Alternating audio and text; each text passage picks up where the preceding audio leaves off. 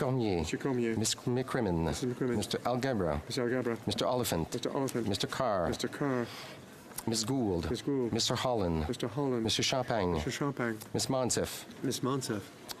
Monsieur Garneau. Monsieur Garneau. Miss Duncan Etobicoke North. Miss Duncan Etobicoke North. Monsieur Duclos. Monsieur Duclos. Miss McKenna. Miss McKenna. Madame Leboutillier. Madame Leboutillier. Madame Bibot. Madame Bibot. Mr. Cusner. Mr. Cusner. Mr. Casey Charlottetown. Mr. Casey Charlottetown. Mr. Vaughan. Mr. Vaughan. Monsieur Serré. Monsieur Serré. Monsieur Chiffquet. Mr. Chiffquet. First row at my right. Mr. Hare. Mr. Hare. Mr. Macaulay Cardigan. Mr. Macaulay Cardigan. Mr. Sajan. Mr. Sajan. Mr. Goodale. Mr. Goodale. Monsieur Rodriguez. Mr. Rodriguez. Miss Petit-Pot-Taylor. Miss Petit-Pot-Taylor. Miss Shager. Miss Shager. Monsieur Trudeau. Monsieur Trudeau. Miss Qualtrough. Miss Qualtrough. Miss Freeland. Miss Freeland. Monsieur Lametti. Monsieur Lametti. Miss Bennett. Miss Bennett. Mr. Baines. Mr. Baines. Mr. Hussein. Mr. Hussein. Mr. Blair. Mr. Blair. Miss Tassie. Miss Tassie. Miss Ing. Miss Ing. Mrs. Jordan. Mrs. Jordan. Miss Mahichuk. Miss Mahichuk. Mr. Casey Cumberland Colchester. Mr. Casey Cumberland Colchester. Mr. Easter. Mr. Easter. Miss Fry. Miss Fry.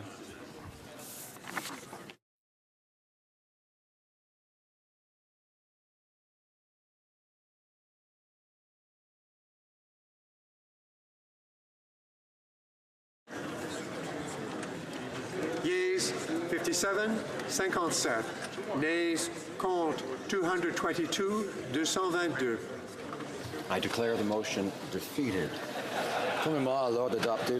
Pursuant to order made on Tuesday, May 28, 2019, the House will now proceed to the taking of the deferred recorded division on the motion at second reading stage of Bill S-243 under private members' business. The question is as follows. Mr. Kelly, seconded by Mr. Kmich, moved that Bill C.S. 243, an act to amend the Canada Revenue Agency Act, reporting on unpaid income tax,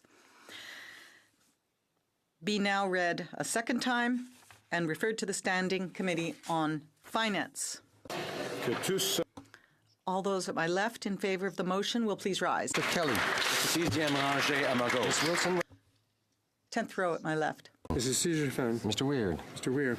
Mr. Stanton. Mr. Stanton. Mr. Sopak. Mr. Sopak. Mr. Van Kesteren. Mr. Van Kesteren. Mr. Shipley. Mr. Shipley. Mr. Iglinski. Mr. Iglinski. Mr. Plamondon. Mr. Plamondon. Mr. Boudria. Mr. Boudria. Mr. Sainte-Marie. Mr. Sainte-Marie. Mr. Thériault. Mr. Thériault. Mr. Fortin. Mr. Fortin. Mr. Barcelou-Duval. Mr. Barcelou-Duval. Mr. Bernier. Mr. Bernier. 5th row at my left. Mrs. Philpott. Mrs. Philpott. Miss May Sanish Gulf Island. Miss May Sanish Gulf Island. Mr. Manley. Mr. Manley. Mr. Kitchen. Mr. Kitchen. Mr. Waugh. Mr. Waugh. Mr. Schmale. Mr. Schmale. Mr. Macaulay Edmonton West. Mr. Macaulay Edmonton West. Mr. McKenzie. Mr. McKenzie. Mr. Diot. Mr. Diot. Mr. Leipert. Mr. Leipert. Mr. Vierson. Mr. Vierson. Mr. Weber. Mr. Weber. Mr. Motts. Mr. Motts. Mr. Benson. Mr. Benson. Mr. Lloyd. Mr. Lloyd. Mr. Barrett. Mr. Barrett. Mr. Davidson. Mr. Davidson. Mr. Christopherson. Mr. Christopherson. Miss Duncan Edmonton Strathcona. Miss Duncan Edmonton Strathcona. Mr. Donnelly. Mr. Donnelly. Miss Matheson. Miss Matheson. Madame Hughes. Madame Hughes. 4th row at my left. Mr. McGuire. Mr. McGuire. Mr. Kimmich. Mr. Kimmich. Mr. Yurdega. Mr. Yurdega. Mr. Tilson. Mr. Tilson. Mr. Calkins. Mr. Calkins. Mr. Jennis. Mr. Jennis. Mrs. Gallant. Mrs. Gallant. Mr. Dreeshen. Mr. Dreeshen. Mrs. Falk Battleford's Lloydminster. Mrs. Falk Battleford Lloydminster. Mr. Cooper. Mr. Cooper. Mr. Albrecht. Mr. Albrecht. Mr. Arnold. Mr. Arnold. Mr. Généreux. Mr. Généreux. Mr. Gould. Mr. Gould. Mr. Cullen. Mr. Cullen. Mr. Rankin. Mr. Rankin. Mr. Stetsky. Mr. Stetsky. Madame Quash. Madame Quash. Madame Boutin-Sweet. Madame Boutin-Sweet. Madame Laverdière. Madame Laverdière. Madame Moore. Madame Moore.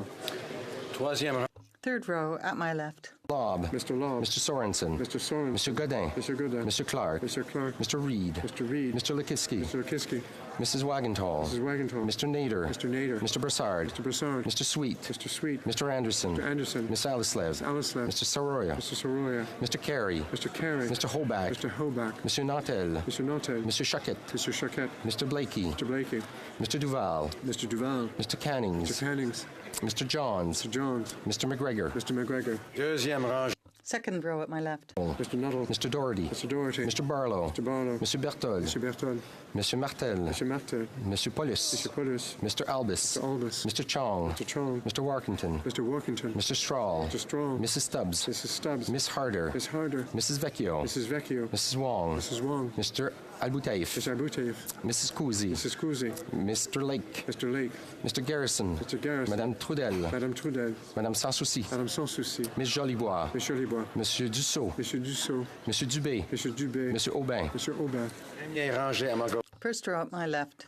Miss Finley. Finley. Miss Finley. Miss Gladue. Miss Gladue. Mr. Allison. Mr. Allison. Mr. Bazan. Mr. Bazan. Mr. McColman. Mr. McColman. Mr. Kent. Mr. Kent. Mr. O'Toole. Mr. O'Toole. Mr. Reyes. Mr. Reyes. Miss Bergen. Miss Bergen. Mr. Shear. Mr. Shear. Miss Raitt. Miss Raitt. Mr. Polyev. Mr. Polyev. Mr. Deltel. Mr. Deltel. Mr. Fast. Mr. Fast. Monsieur Blaney, Bellechasse, Légitimé, Lévis. Mr. Blaney, Bellechasse, Légitimé, Lévis. Mrs. McLeod, Kamloops, Thompson, Caribou. Mr. McLeod, Kamloops, Thompson, Caribou. Mr. Massey, Windsor West. Mr. Massey, Windsor West. Mr. Singh. Mr. Singh. Mr. Julian. Mr. Julian. Mr. Bouleris. Mr. Bouleris. Miss Benson. Benson. Miss Kwan. Miss Kwan. Mr. Angus. Mr. Angus. Mr. Davies. Mr. Davies. Miss Ramsey. Miss Ramsey. Miss Ashton. Miss Ashton. Monsieur Caron. Monsieur Caron. Que tout ceux à ma droite qui a pris All those at my right in favor of the motion will please rise. Sixth row. cinquième, Fifth row at my right. quatrième rangée, Fourth row at my right. troisième rangée, Third row at my right. Second row at my right. First row at my right. que tous ceux à ma gauche qui s'opposent All those to my left opposed to the motion will please rise. Sixth row. Fifth row at my left. Fourth row at my left. Third row at my left. Bendayan. Madame Bendayan. deuxième rangée, Second row at my left. Miss Yip. Miss Yip. premier rangée, First row at my left. que tous ceux à ma droite qui All those at my right opposed to the motion will please rise. Sixth row. Mr. Peterson. Monsieur Picard. Monsieur Picard. Monsieur Rioux. Monsieur Rioux. Monsieur Robillard. Mr. Robillard.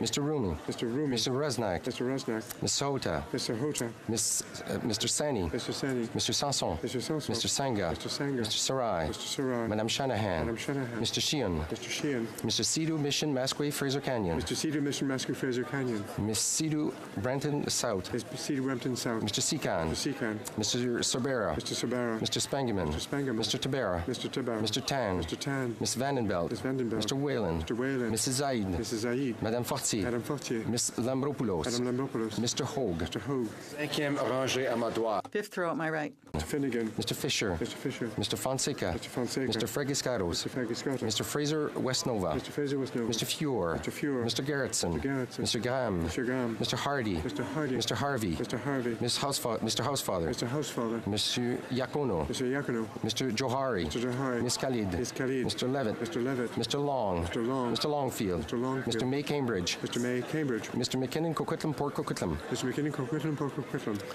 Mr. McLeod Northwest Territories. McLeod Northwest Territories. Mr. Morrissey. Mr. Morrissey. Madame Nassif. Madame Nassif. Mr. Oliver. Mr. Oliver. Monsieur Willett. Mr. Willett.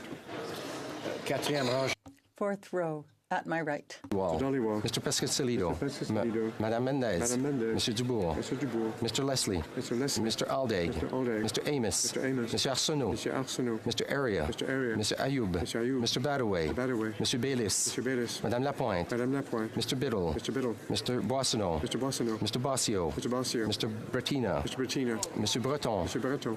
Mr. Bruson. Mr. Bruson. Ms. Dillon. Ms. Dillon. Mr. Drouin. Mr. Drouin. Mr. Zerowitz. Mr. Zerowitz. Mr. Assassi. Mr. Assassi. Mr. El Khoury. Mr. El Khoury. Mr. Ellis. Mr. Ellis. Mr. Aolson. Mr. Ailson. troisième rangée, Third row at my right. McGinty. Mr. Scarpalagia. Scarpalagia. Mr. Sims. Mr. Sims. Ms. Ratanzi. Ratanzi. Mr. Fergus. Mr. Fergus. Mr. Anand Sangre. Mr. Anand Sangre. Mr. Fillmore. Mr. Fillmore. Ms. Goldsmith-Jones. Goldsmith-Jones. Ms. Demoff. Mr. Moth. Monsieur Lefebvre. Mr. Lefebvre. Mr. Mendocino. Mr. Mendocino. Mr. Duguid. Mr. Duguid. Monsieur Lamoureux. Mr. Lamoureux. Monsieur McKinnon-Gatineau. Mr. McKinnon-Gatineau. Mr. Beach. Mr. Beach. Monsieur Lightbound. Mr. Lightbound. Miss O'Connell. Mr. O'Connell. Miss Cara. Miss Cara. Mr. Varani. Mr. Varani. Mr. Fraser Central Nova. Mr. Fraser Central Nova. Monsieur Vandal. Vandal. Mr. Romanado. Mrs. Romanado. Monsieur Massé, Avignon, La Métis, Matane, Matapidia. Monsieur Massé, Avignon, Mrs. Matan, Matipédia. Monsieur Hébert. Monsieur Hébert. deuxième rangée, Second row at my right. Pro. Mr. Iking. Mr. Iking. Mrs. Lockhart. Mrs. Lockhart. Monsieur Lauzon, Argenteuil, La Petite Nation. Monsieur Lausanne, Agité de la Petite Nation. Monsieur Cormier. Monsieur Cormier. Miss McCrimmon. McCrimmon. Mr. Algebra. Mr. Algabra. Mr. Oliphant. Mr. Oliphant. Mr. Carr. Mr. Carr. Miss Gould. Miss Gould. Mr. Holland. Mr. Holland. Monsieur Champagne. Mr. Champagne. Miss Monsef. Miss Monsef. Monsieur Garneau. Mr. Garneau. Miss Duncan, Etobicoke North. Miss Duncan, Etobicoke North. Monsieur Duclos. Monsieur Duclos. Miss McKenna. Miss McKenna. Madame Leboutillier. Madame Leboutillier. Madame Bibot. Madame Bibot. Mr. Cousineau. Mr. Cousineau. Mr. Casey Charlottetown. Casey Charlottetown. Mr. Vaughan. Mr. Vaughan. Monsieur Serré. Monsieur Serré. Monsieur Chiffquet. Monsieur Chiffquet. Mr. Bagnall. Mr. Bagnall. Rangé à ma First row at my right. Mr. Macaulay Cardigan. Mr. Macaulay Cardigan. Mr. Sajan. Mr. Sajan. Mr. Goodale. Mr. Goodale. Monsieur Rodriguez. Mr. Rodriguez. Miss Petitpas-Taylor. Petitpas-Taylor. Monsieur Trudeau. Monsieur Trudeau. Miss Qualtrough. Miss Qualtrough. Miss Freeland. Miss Freeland. Monsieur Lametti. Monsieur Lametti. Miss Bennett. Miss Bennett. Mr. Baines. Mr. Baines. Mr. Hussain. Mr. Hussain. Mr. Blair. Mr. Blair. Miss Tassie. Miss Tassie. Miss Ing. Miss Ing. Miss Jordan. Miss Jordan. Miss Mahaichuk. Miss Mahaichuk. Mr. Casey Cumberland Colchester. Mr. Casey Cumberland Colchester. Mr. Easter. Mr. Easter. Miss Fry. Miss Fry.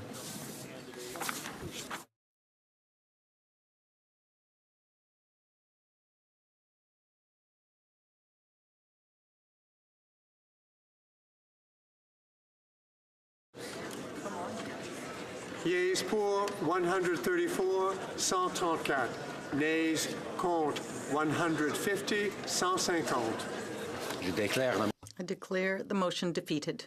Pursuant to order made on Tuesday, May 28, 2019, the House will now proceed to the taking of the deferred recorded division on motion M111 under private member's business in the name of Mr. Fast. Question is as follows. Mr. Fast, seconded by Mr. Anderson, moved that in the opinion of the House, the government should recognize the contributions that Canadian Mennonites have made to building Canadian society,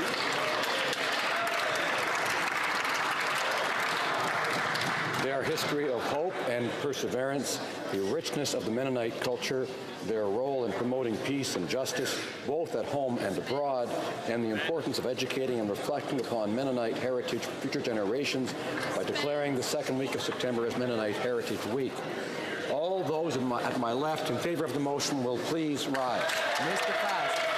Sixth row at my left. Ms. Wilson-Raybould. Wilson-Raybould. Mrs. Caesar-Savon. Mrs. Caesar-Savon. Mr. Weir. Mr. Weir. Mr. Stanton. Mr. Stanton. Mr. Sopak. Mr. Sopak. Mr. Van Kesteren. Mr. Van Kesteren. Mr. Shipley. Mr. Shipley. Mr. Iglinski. Mr. Iglinski.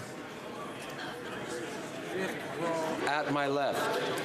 Mrs. Philpott. Mrs. Philpott. Miss May Sanish Golf Island. Miss May Sanish Golf Island. Mr. Manley. Mr. Manley. Mr. Kitchen. Mr. Kitchen. Mr. Waugh. Mr. Waugh. Mr. Schmale. Mr. Schmale. Mr. Macaulay Edmonton West. Mr. Macaulay Edmonton West. Mr. McKenzie. Mr. McKenzie. Mr. Diot. Mr. Diot. Mr. Leipert. Mr. Leipert. Mr. Vierson. Mr. Vierson. Mr. Weber. Mr. Weber. Mr. Motts. Mr. Motts. Mr. Benson. Mr. Benson. Mr. Lloyd. Mr. Lloyd. Mr. Barrett. Mr. Barrett. Mr. Davidson. Mr. Davidson. Mr. Christopherson. Mr. Christopherson. Miss Duncan Edmonton Strathcona. Miss Duncan Edmonton Strathcona. Mr. Donnelly. Mr. Donnelly. Miss Matheson. Miss Matheson. Madame Hughes. Madame Hughes. Fourth row at my left. Mr. Falk Provencher. Mr. Falk Provencher. Mr. McGuire. Mr. McGuire. Mr. Kimmich. Mr. Kimmich. Mr. Yurdega. Mr. Yurdega. Mr. Tilson. Mr. Tilson. Mr. Calkins. Mr. Calkins. Mr. Jennis. Mr. Jennis. Mrs. Gallant. Mrs. Gallant. Mr. Dreeshen. Mr. Dreeshen. Mrs. Falk Battlefords Lloydminster. Mrs. Falk Battlefords Lloydminster. Mr. Cooper. Mr. Cooper. Mr. Albrecht. Mr. Albrecht. Mr. Arnold. Mr. Arnold. Mr. Généreux. Mr. Généreux. Mr. Gould. Mr. Gould. Mr. Cullen. Mr. Cullen. Mr. Rankin. Mr. Rankin. Mr. Stetsky. Mr. Stetsky. Madame Quash. Madame Quash. Madame Boutin-Sweet. Madame Boutin-Sweet. Madame Laverdière. Madame Laverdière. Madame Moore. Madame Moore. Third row at my left. Mr. Rota. Mr. Rota. Madame Bandayan. Madame Bandayan. Mr. Lobb. Mr. Lobb. Mr. Sorensen. Mr. Sorensen. Mr. Godin. Mr. Godin. Mr. Clark. Mr. Clark. Mr. Reed. Mr. Reed. Mr. Lukiski. Mr. Lukiski. Mrs. Wagentall. Mrs. Wagentall. Mr. Nader. Mr. Nader. Mr. Brassard. Mr. Brassard. Mr. Sweet. Mr. Sweet. Mr. Anderson. Mr. Anderson. Miss Alislev. Alislev. Mr. Soroya. Mr. Soroya. Mr. Carey. Mr. Carey. Mr. Hoback. Mr. Hoback. Mr. Nautel. Mr. Nautel. Mr. Choquette. Mr. Choquette. Mr. Blakey. Mr. Blakey. Mr. Duval. Mr. Duval. Mr. Cannings. Mr. Cannings. Mr. Johns. Mr. Johns. Mr. McGregor. Mr. McGregor. Second row at my left. Mr. Rogers. Mr. Rogers. Miss Yip. Miss Yip. Miss Nuttall. Mr. Nuttall. Mr. Doherty. Mr. Doherty. Mr. Barlow. Mr. Barlow. Monsieur Berthold. Mr. Berthold. Monsieur Martel. Mr. Martel. Monsieur Paulus. Mr. Paulus. Mr. Albus. Mr. Albus. Mr. Chong. Mr. Chong. Mr. Warkington. Mr. Warkington. Mr. Strahl. Mr. Strahl. Mrs. Stubbs. Mrs. Stubbs. Miss Harder. Miss Harder. Mrs. Vecchio. Mrs. Vecchio. Miss Wong. Miss Wong. Mr. Albutaif. Mr. Abutiev. Mrs. Kuzi. Mrs. Kuzi. Mr. Lake. Mr. Lake. Mr. Garrison. Mr. Garrison. Madame Trudel. Madame Trudel. Madame Sans Souci. Madame Sans Souci. Miss Jolibois. Monsieur Jolibois. Monsieur Dussault. Monsieur Dussault. Monsieur Dubé. Monsieur Dubé. Monsieur Aubin. Monsieur Aubin. First row at my left. Mr. Nicholson. Mr. Nicholson. Miss Finley. Miss Finley. Miss Gledoux. Miss Gledoux. Mr. Allison. Mr. Allison. Mr. Bazan. Mr. Bazan. Mr. McColeman. Mr. McColeman. Mr. Kent. Mr. Kent. Mr. O'Toole. Mr. O'Toole. Monsieur Reyes. Mr. Reyes. Ms. Bergen. Ms. Bergen. Mr. Scheer. Mr. Scheer. Miss Raitt. Miss Raitt. Mr. Poliev. Mr. Poliev. Monsieur Nantel. Monsieur Nantel. Monsieur Blaney, Bellechasse, Légitimé, Lévis. Monsieur Blaney, Bellechasse, Légitimé, Lévis.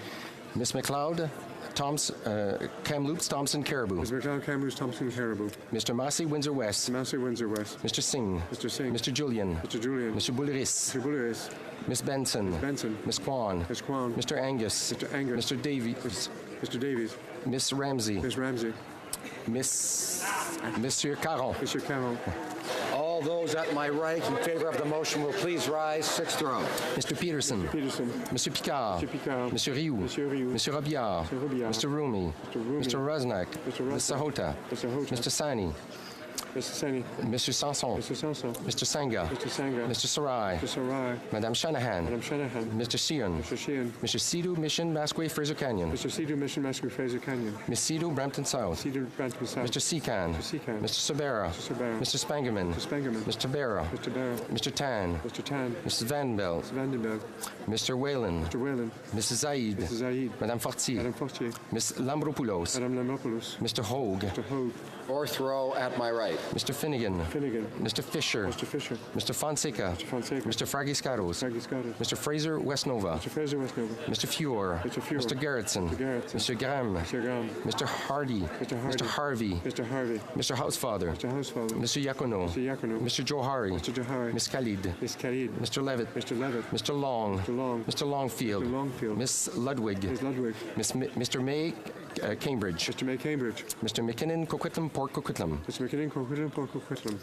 Mr. McLeod Northwest Territories. McLeod Northwest Territories. Mr. Morrissey. Mr. Morrissey. Madame Nassif. Madame Nassif. Mr. Oliver. Mr. Oliver. Monsieur Willett. Mr. Willett. Fourth row at my right. Mr. Dollywall. Mr. Dollywall. Mr. Pescasolido. Mr. Pescasolido. Oh.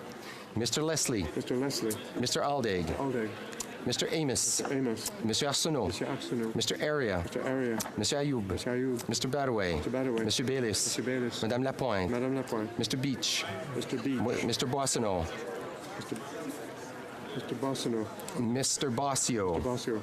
Mr. Bertina. Mr. Bettina. Monsieur Breton.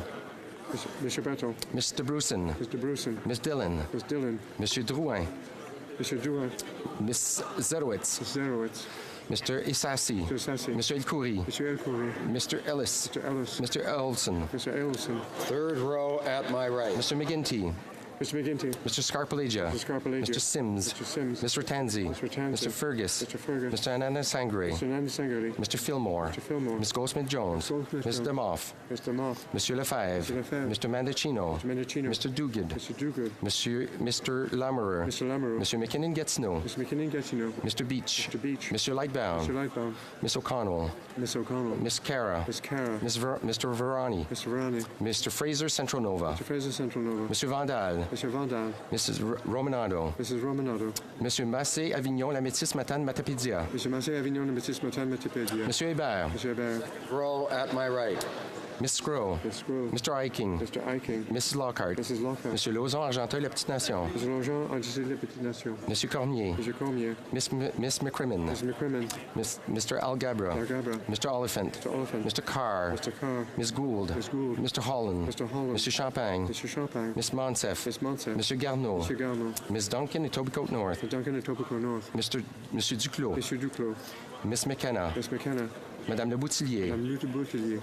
Madame Bibot. Madame Bibot. Mr. Cosner. Mr. Cosner. Mr. Casey Charlottetown. Casey Charlottetown. Mr. Vaughn. Mr. Vaughn. Monsieur Serré. Mr. Serré. Monsieur Chiffquet. Mr. Chiffquet. Mr. Bagnall. Mr. Bagnall. First row at my right. Mr. Hare. Mr. Hare. Mr. Macaulay Cardigan. Mr. Macaulay Cardigan. Mr. Sajan. Mr. Sajan. Mr. Goodale. Mr. Goodale. Monsieur Rodriguez. Mr. Rodriguez. Miss Petit-Pot-Taylor. Petit Potato. Miss Shager. Miss Chager. Monsieur Trudeau. Mr. Trudeau. Miss Qualtrough. Miss Qualtrough. Miss Freeland. Miss Freeland. Monsieur Lametti. Mr. Metti. Miss Bennett. Miss Bennett. Mr. Mr. Baines. Mr. Baines. Mr. Hussein. Mr. Hussein. Mr. Blair. Mr. Blair. Miss Tassie. Miss Tassie. Miss Ng. Miss Ng. Mrs. Jordan. Mrs. Jordan. Miss Mahaichuk. Miss Mahaichuk. Mr. Casey Cumberland Colchester. Mr. Casey Cumberland Colchester. Mr. Easter. Mr. Easter. Miss Fry. Miss Fry. All those at my left opposed to the motion will please rise, sixth row. Monsieur Plamondon. Monsieur Plamondon. Monsieur Boudriard. Monsieur Boudriard. Monsieur Sainte-Marie. Monsieur Sainte-Marie. Monsieur Thériault. Monsieur Thériault. Monsieur Fortin. Monsieur Fortin. Monsieur Barsalou-Duval. Monsieur Barsalou-Duval. Fifth row at my left. Fourth row at my left. Third row at my left. Second row at my left. First row at my left. All those at my right opposed to the motion will please rise, all rows.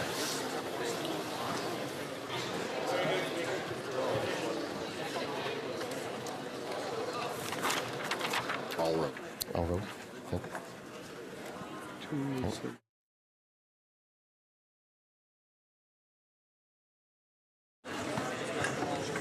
Yeas pour 275, 275. Nays contre 6. I declare the motion carried.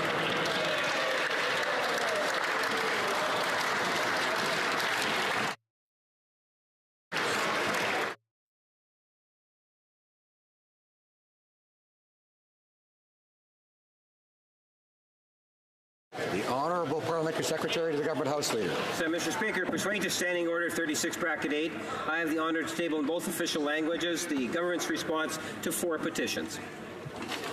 Dépôt du projet de loi émanant du gouvernement. Introduction of government bills. Mr. Trudeau, seconded by Ms. Freeland, ask the permission to table the agreement between Canada, implementation of the agreement between Canada, the United States of America, and the United Mexican States. This motion has been deemed adopted. Mr. Trudeau, seconded by Ms. Freedom, has now been read and printed, is deemed adopted. Quand ce projet de loi sera-t-il? When will this bill be read a second time? At the next sitting of the House. Statements by ministers. The Right Honourable the Prime Minister.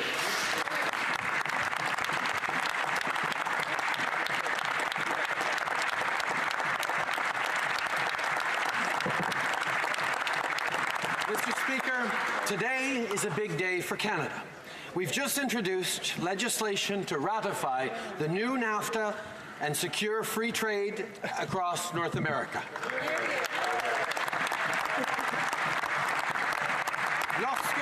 When the Americans announced their intention to renegotiate NAFTA almost 2 years ago, Canadians immediately rose to the occasion of this challenge.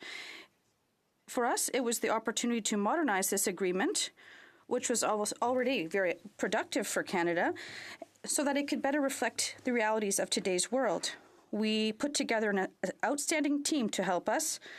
We were able to count on premiers, mayors, members of all political stripes, heads of companies, unions, and even a former prime minister to move forward our interests.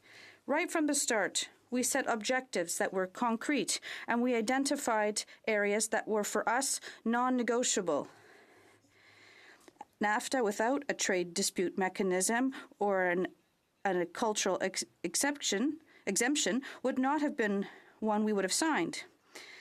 A NAFTA that called for abolition of supply management or that did not exclude customs duties on our automotives would not have been one we would have signed. We were convinced that we could reach an agreement that was win-win-win, so we stayed the course.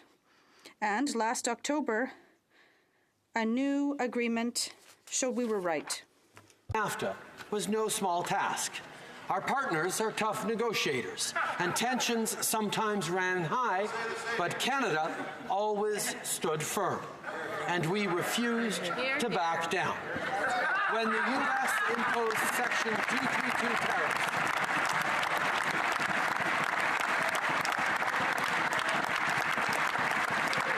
When the U.S. imposed Section 232 tariffs on Canadian steel and aluminum nearly a year ago, Canada immediately hit back with retaliatory tariffs. We did everything in our power to protect Canadian workers and their families and ensure the success of our economy, and it paid off. Less than 2 weeks ago, the United States announced that tariffs on Canadian steel and aluminum would be fully removed, and Canada lifted its retaliatory tariffs, clearing the last major obstacle standing in the way of our ratification of the new NAFTA.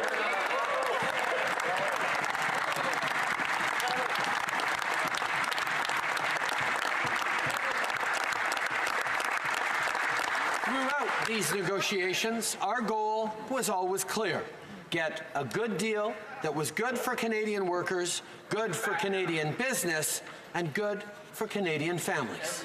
We've been working for more than a year to secure that deal and to get the tariffs removed. We remained in constant communication with our counterparts, holding countless meetings and making many more phone calls over the course of the negotiations. But our resolve never wavered, because we knew how important free trade was to the North American economy. We knew how important it was to families whose jobs and businesses depend on a strong relationship with our partners. They were counting on us, and we had their backs. With trade between NAFTA members valued at nearly $1.5 trillion in 2018, we can't overstate how vital it is to maintain free and fair trade between our three countries.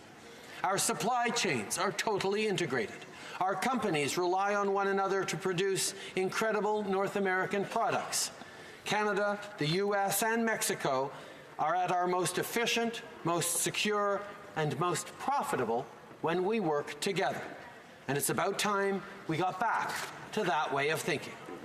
With the tariffs now lifted, the members of this House can now move to begin the ratification process of the new NAFTA. A new NAFTA secures access to the North American market for our business owners, entrepreneurs, and consumers. It removes uncertainty for our manufacturers, our investors, and our workers. Mr. Speaker, a new NAFTA is good for Canada and good for Canadians. This agreement will protect jobs and create new ones. It alleviates fears of new tariffs on our automakers. And while it does offer new access to supply-managed sectors in line with what the Conservative government conceded during TPP negotiations, it also comes with the promise that those working in the dairy, poultry, and egg sectors will be fully and fairly compensated.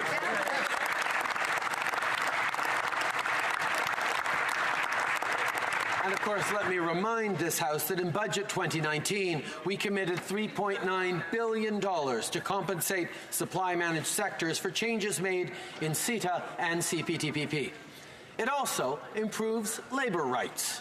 It preserves the Canadian cultural exception in the digital age. It includes a new, enforceable chapter on the environment that upholds air quality and fights ocean pollution.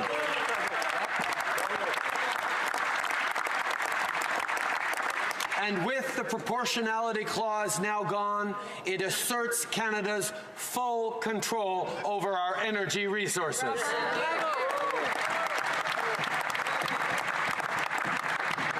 This agreement is great news for the workers who make Michelin tires in Nova Scotia, for the men and women who work at the Toyota plant in Cambridge, Ontario, for the ranchers and farmers who sell Canadian beef to our southern neighbours. Mr. Speaker, the new NAFTA will secure access to a trading zone that accounts for more than a quarter of the global economy. And it's now time for the members of this House to ratify it.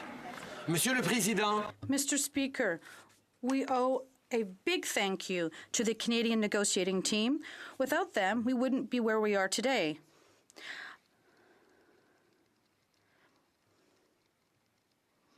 I would like to thank the Ambassador McNaughton, the lead negotiator, Steve Verhoeven, member for Orleans, officials, negotiators, and of course, our incredible Minister of Foreign Affairs, the member for University Rosedale, who worked very hard to conclude this agreement.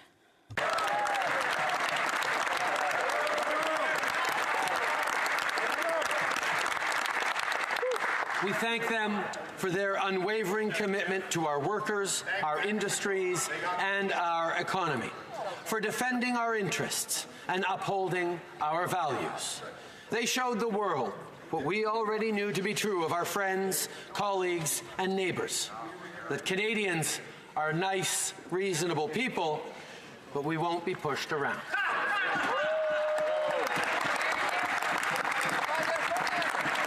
Mr. Speaker, I want to end with a thank you, perhaps most importantly, to Canadians themselves.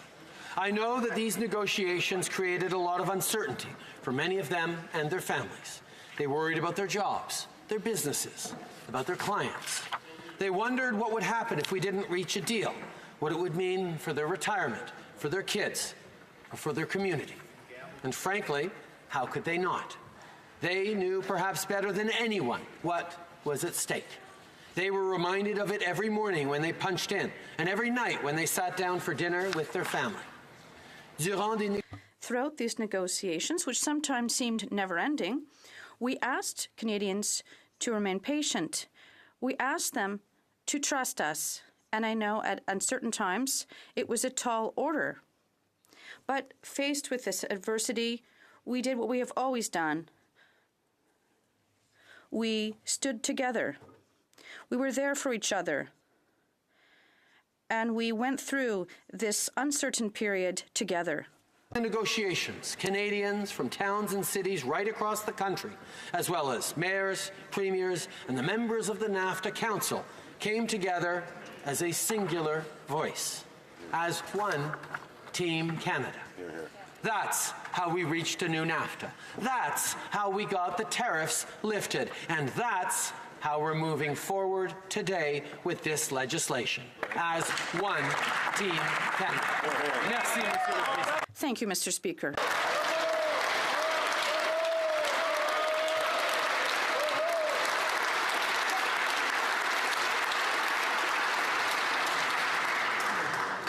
The Honourable Leader of the Opposition. Here, here.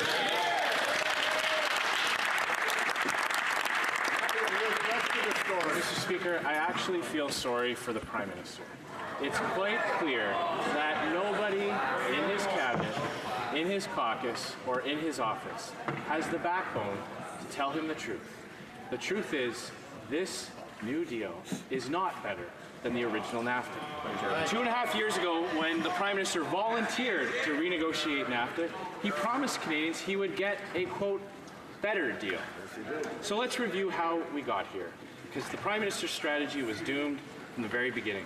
In his very first discussion with the President-elect on election night, the Prime Minister told Donald Trump that he was, quote, more than happy to start NAFTA negotiations with no preconditions.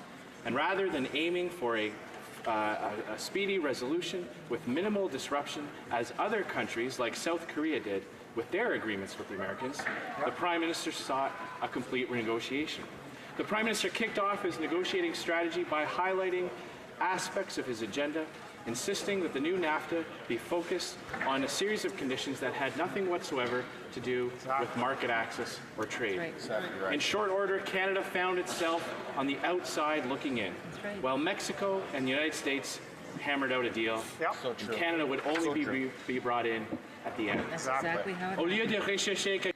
Instead of aiming for a few quick tweaks and minimal disruption, the Prime Minister sought a complete renegotiation.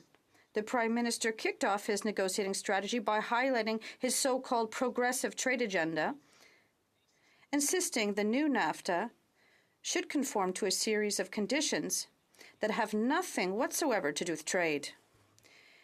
In short order, Canada found itself on the outside looking in, while Mexico and the United States hammered out a deal. Canada would only be brought in at the end. Mr. Speaker, the Prime Minister tries to call this NAFTA 2.0. Nobody's calling it that. No. They're calling it NAFTA 0.5. As a result of this deal, automakers operate under new rules which constrain their content and make them less competitive. And the U.S. has set an upper limit on how many cars can come from Canada in case they impose tariffs. Right. Canadians will have reduced access to essential medicines and will have to pay higher prices for prescription drugs. The U.S. now holds unprecedented influence over our future negotiations with potential new trading partners. Les agriculteurs. U.S. farmers will have tariff-free access to a considerable portion of Canada's supply management sector, while the U.S. did not make even one concession for its subsidized and protected dairy market.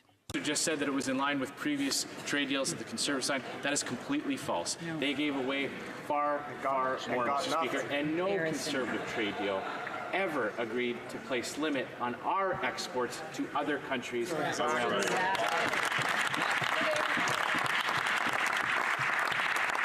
Mr. Speaker, contrary to the Prime Minister's lofty promises at the outset, there is quite literally nothing about this deal that is better than the one before it.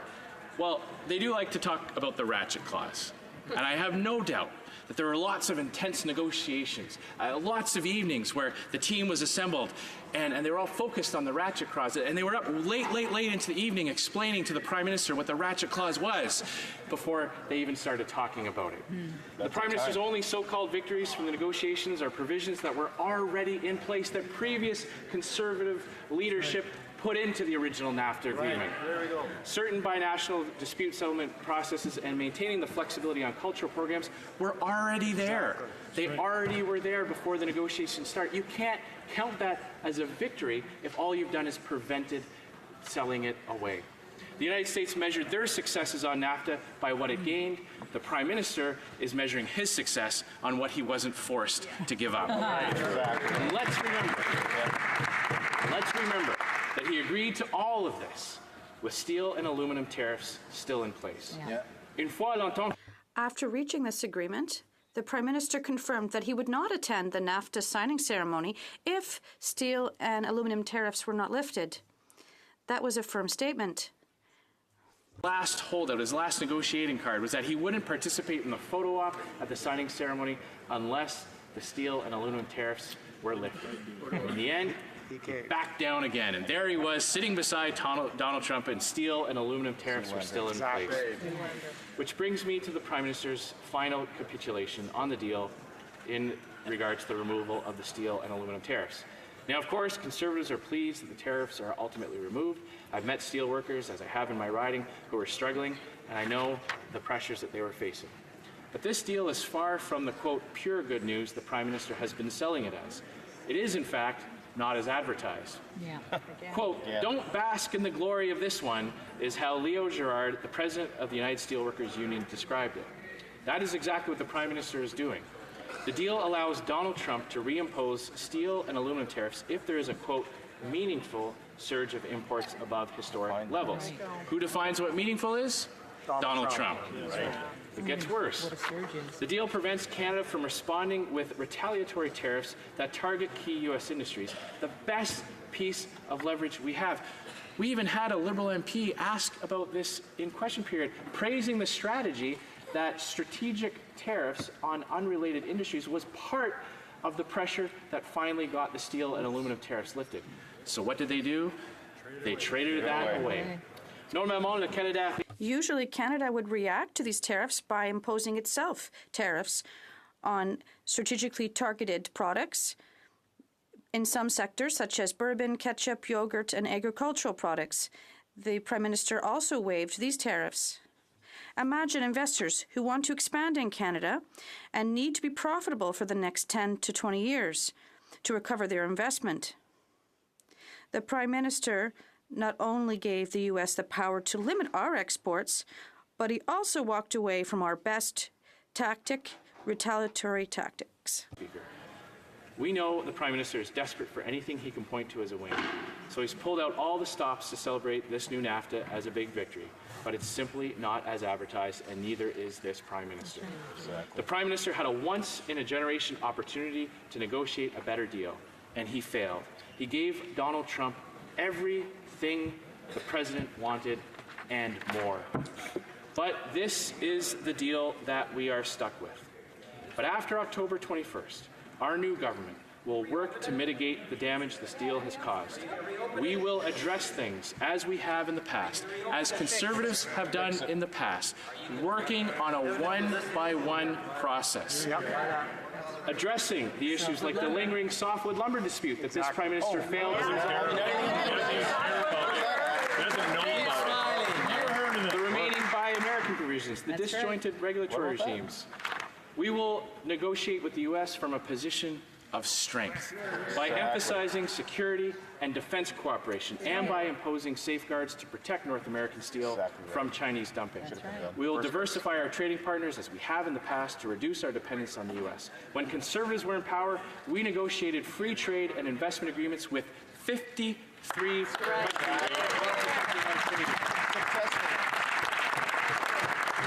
and we will lower taxes and reduce lower taxes on Canadians and reduce regulatory burdens on businesses so that Canada becomes an attractive place for investors, so that there are more voices fighting for trade access into Canada, and so that Canadian businesses can compete and win on the world stage. In short, Mr. Speaker, Conservatives will once again clean up the mess that Liberals leave them. Thank you.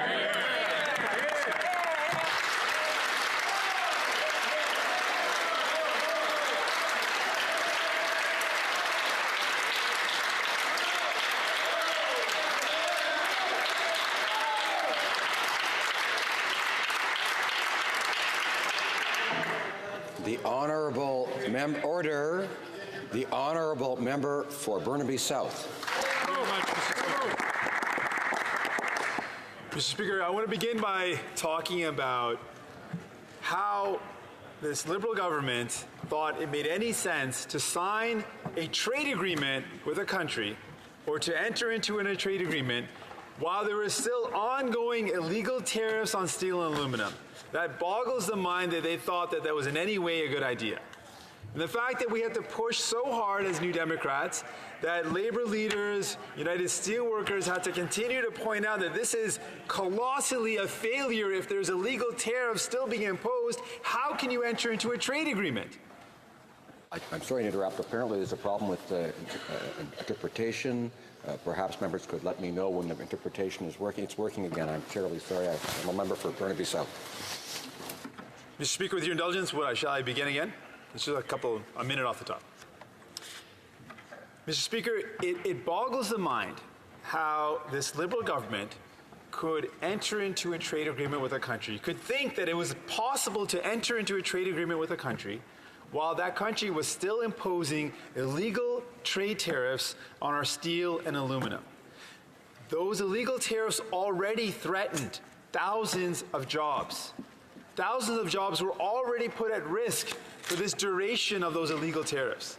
Now, I want to acknowledge the hard work of New Democrats who fought hard, the United Steelworkers who fought so hard to remove those tariffs, and because of the pressure applied by all those champions, the government finally understood that this is something that needed to be done and moved to get those tariffs removed.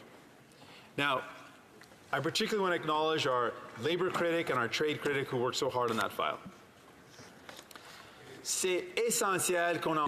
It's essential to get rid of the aluminum and steel tariffs because that is something that has already had an adverse impact on the Canadian industry. A major question. There is an agreement that's on the table in the States. The U.S. Congress, in the United States, the U.S. Congress is working on improving that deal. If there is attempts being made to improve the deal for working people, then why would this government rush ahead and ratify it?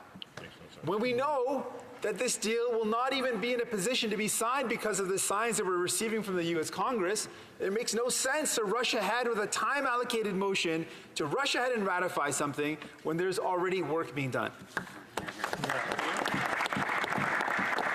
Now the Liberals would like to bring forward a number of quotes saying, no, this is what needs to be done. And let me give you a quote from the USW International President, Leo Gerard. He says the agreement must ensure stronger enforceable labor and environmental measures. Until you give the ability to have labor law reform and until you have enforced it in Mexico, we're not going to be out supporting a trade deal. This is one of the major players in the state saying we're not going to be supporting this deal unless there's some enforcement. So let's look at the major concerns. There are 4 major concerns. 1, the labor conditions. Our Canadian workers can compete with anyone in the world if there are fair and level playing fields imposed. Absolutely. We also need to have protection for the environment, because if Canadian workers have to work in a context, rightly so, where we protect the environment, but we're competing with their jurisdiction where those protections aren't in place, it creates an unlevel playing field. Finally, this bill will drive up the cost of medication. At a time when more and more people are relying on medication, when it's out of grasp for so many Canadians, millions of Canadians cannot afford medication, it makes no sense to have a law or trade deal that's going to drive up the cost of medication. That's another problem.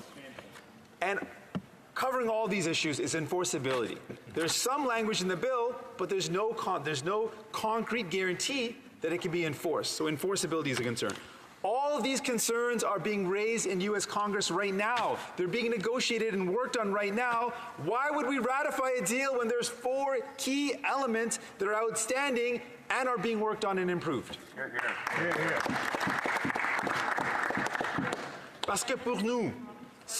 Because to us, the key issue, our priority, is jobs in Canada. We want to defend jobs in Canada. We want to protect the environment. And in this deal, we don't have confidence that both of those things can be done.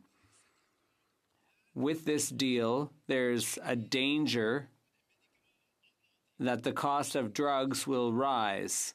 That would have such a negative impact on Canadians. What we want this government to do, what we're calling on the Liberal government to do, what we're calling on the Prime Minister to do, is don't rush this bill ahead.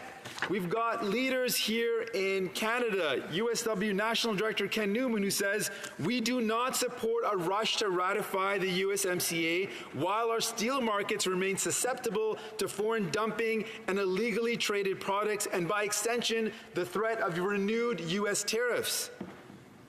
Canada continues to stand alone in failing to protect our key industries. The federal government must implement strong measures to protect our markets and defend Canadian jobs and communities. These are concerns that are outstanding, Mr. Speaker, and without having addressed them, we should not be rushing ahead. We should take the time to improve this deal. We should support the efforts that are being made right now in the U.S. Congress to improve this deal, because improving this deal and ensuring that there's enforceability, ensuring that there's labor rights and environmental rights, and we protect the cost of drugs from going up, are all going to help Canadian workers. These are all going to help, these elements will help people in Canada. They will save jobs in Canada. We, New Democrats, believe in saving Canadian jobs and working to ensure their environment is protected and their workers are protected and the cost of medication is not out of reach.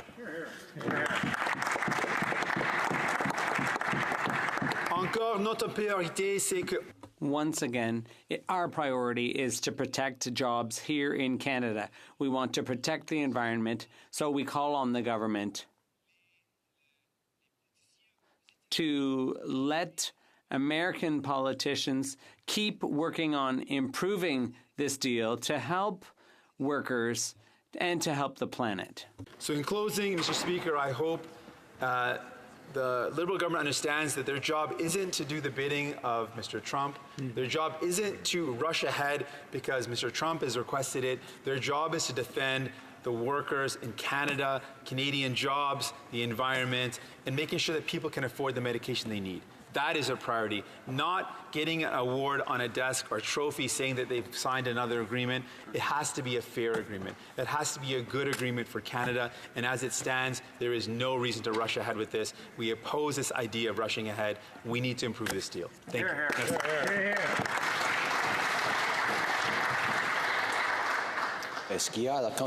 Is there unanimous consent of the House for the Honourable Member for Joliette to speak? No, there is not. Is there unanimous consent from the honourable member for Saanich Gulf Islands? No, there is no unanimous consent. Yes.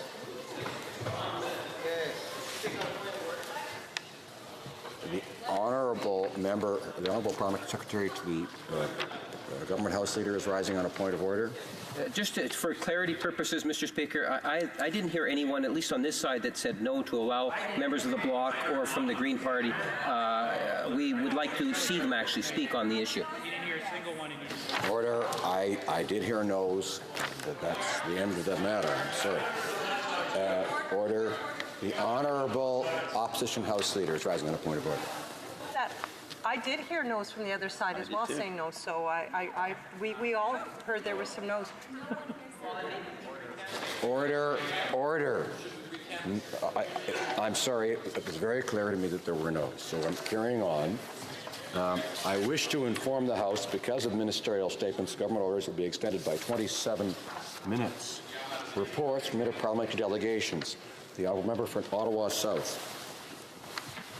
Mr. Speaker, pursuant to Standing Order 34.1, I have the honour to present to the House in both official languages 3 reports of the Canadian Group of the Interparliamentary Union regarding, firstly, its participation at the annual parliamentary hearing at the United Nations held in New York, United States of America on February 21 and 22, 2019. Secondly, its participation in the 63rd session of the United Nations Commission on the Status of Women held in New York, in the United States of America from March 12th to 14th, 2019. Its participation at the meeting of the Steering Committee of the 12+ Group held in Horta and Terceira, Portugal from March 24th to 26th, 2019. Thank you, Mr. Speaker. Well, member for Malpeque. Thank you, Mr. Speaker. I have the honour to present in both official languages the 30th report of the Standing Committee on Finance in relation to Bill C-97, an act to implement certain provisions of the budget tabled in Parliament on March 19, 2019. And I want to point out that we're on reports from interparliamentary delegations. Interparliamentary delegations right now. And I think the member from Malpeque, I believe, has reports to table in that regard. Oh, he's going to do that tomorrow. Very good. Presenting reports from committees. The honourable member from Malpeque. Thank you, Mr. Speaker. That means we get to do it twice. Mr. Speaker, I have the honour to present in both official languages the 30th report of the Standing Committee on Finance in relation to Bill C-97, an act to implement certain provisions of the budget tabled in Parliament on March 19, 2019, and other measures. The committee has studied the bill and has agreed to report it with amendments. Mr. Speaker, I do want to thank all committee members who put great effort into researching and debating the substantial Budget Implementation Act. And sometimes, I have to admit it, Mr. Speaker, at committee the debate was boisterous. I also want to thank witnesses who brought forward their concerns and suggestions, and certainly I must thank the clerk, the legislative clerk, and the Library of Parliament analysts for all the work they did on this matter. So thank you, Mr. Speaker. Honourable member for Ottawa West Nepean.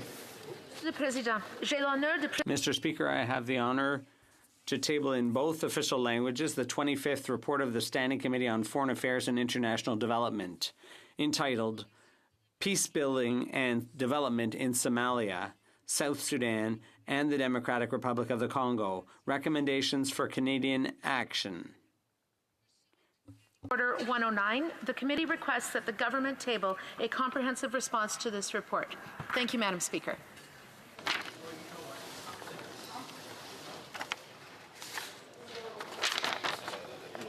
Reports to presenting reports from committees. Introduction of private members' bills. First reading of Senate public bills. Motions. Presenting petitions, the Honourable Member for Sarnia Lambton. Thank you, Madam Speaker. This petition highlights the issue of religious freedom in Afghanistan and calls on the government to do more to support religious minorities in Afghanistan, in particular the Hindu and Sikh minorities. Canada has a special relationship with Afghanistan because of the contributions of our soldiers, so petitioners are hopeful that the government will act to help vulnerable minorities. Thank you, Madam Speaker. Honourable Member for Fundy Royal. Madam Speaker, I rise today on behalf of the good people of Fundy Royal and on behalf of my colleague, the Minister of Health, and the good people of Moncton Dieppe Riverview to present this petition signed by New Brunswickers. Plus de 800 personnes en... Over 800 people have signed this petition calling on the House of Commons to repeal S214, which would ban the sale and manufacture of cosmetics tested on animals. On behalf of New Brunswickers in this great place, thank you. Presenting petitions, the Honourable Member for Windsor West. Genocide denial that continues to plague our world. Petition 1837, which has obtained 2,134 signatures, is an opportunity to examine the possible actions and initiatives the government could take to combat this horrific behavior. This House unanimously declared April Genocide Remembrance, Condemnation and Prevention Month and named the ones recognized by Canada's House of Commons, including the Srebrenica genocide. It's time for the government to extend resources to commemorate the victims and survivors of genocide, educate the public, and to take specific actions to counteract genocide denial, a pernicious form of hate which reopens wounds and reinvigorates division. Truth is justice. Honesty is the path to reconciliation and peace. Thank you, Madam Speaker. Presenting petitions, the Honourable Member for Kamloops, Thompson, Caribou. Thank you, Madam Speaker. And this petition, with a fair number of signatures, is people that believe that cosmetic testing doesn't require animals anymore and are asking for support for 214. Dépôt de pétition, l'honorable. Tabling petitions, the Honourable Member for Marc-Aurèle-Fortin. Thank you, Madam Speaker. I'd like to submit a petition from the Laval Caritas Development and Peace Association, signed by over 300 people from Laval, calling on the House of Commons to take note of the root causes of forced migration, including climate change, persecution, and armed conflict. The petition calls on citizen organizations that promote peace to invest in diplomatic and peaceful solutions to armed conflict. Thank you. I'm Lady Smith. Thank you, Madam Speaker. This petition calls upon the House of Commons to enact legislation and policies that will promote pay equity and pay equality, and that women in Canada get equal treatment that they deserve. The Honourable Member for Yorkton Melville. The first one is in regards to hospice palliative care, that it's an approach that improves the quality of life of patients and their families facing the problems associated with life-threatening illness through the prevention and relief of suffering by means of early identification and assessment and treatment of pain and other problems, physical, psychological, and spiritual. So they're calling on us in this House to specifically identify hospice palliative care as a defined medical service covered under the Canadian Health Act, so that provincial and territorial governments will be entitled to funds under the Canada Health Transfer System to be used to provide accessible and available hospice palliative care for all residents of Canada in their respective provinces and territories. And Madam Speaker, the second one I'm pleased to present, as I had an opportunity to meet with members of the Sikh community here in Ottawa today as they're lobbying, and I'm presenting a petition in support of their efforts to press the government to act in support of Afghanistan's hard-pressed Sikh and Hindu minority. Petitioners are asking the Minister of Immigration to allow members of these communities to be directly sponsored to come to Canada by members of the Canadian community who are ready to provide the necessary support. Thank you.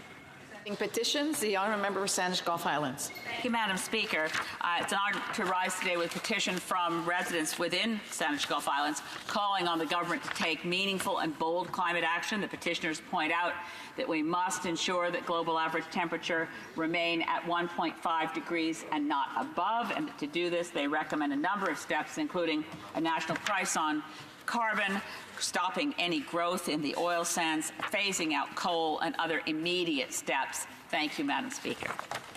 Presenting petitions, the honourable member for Lanark, Frontenac, Kingston.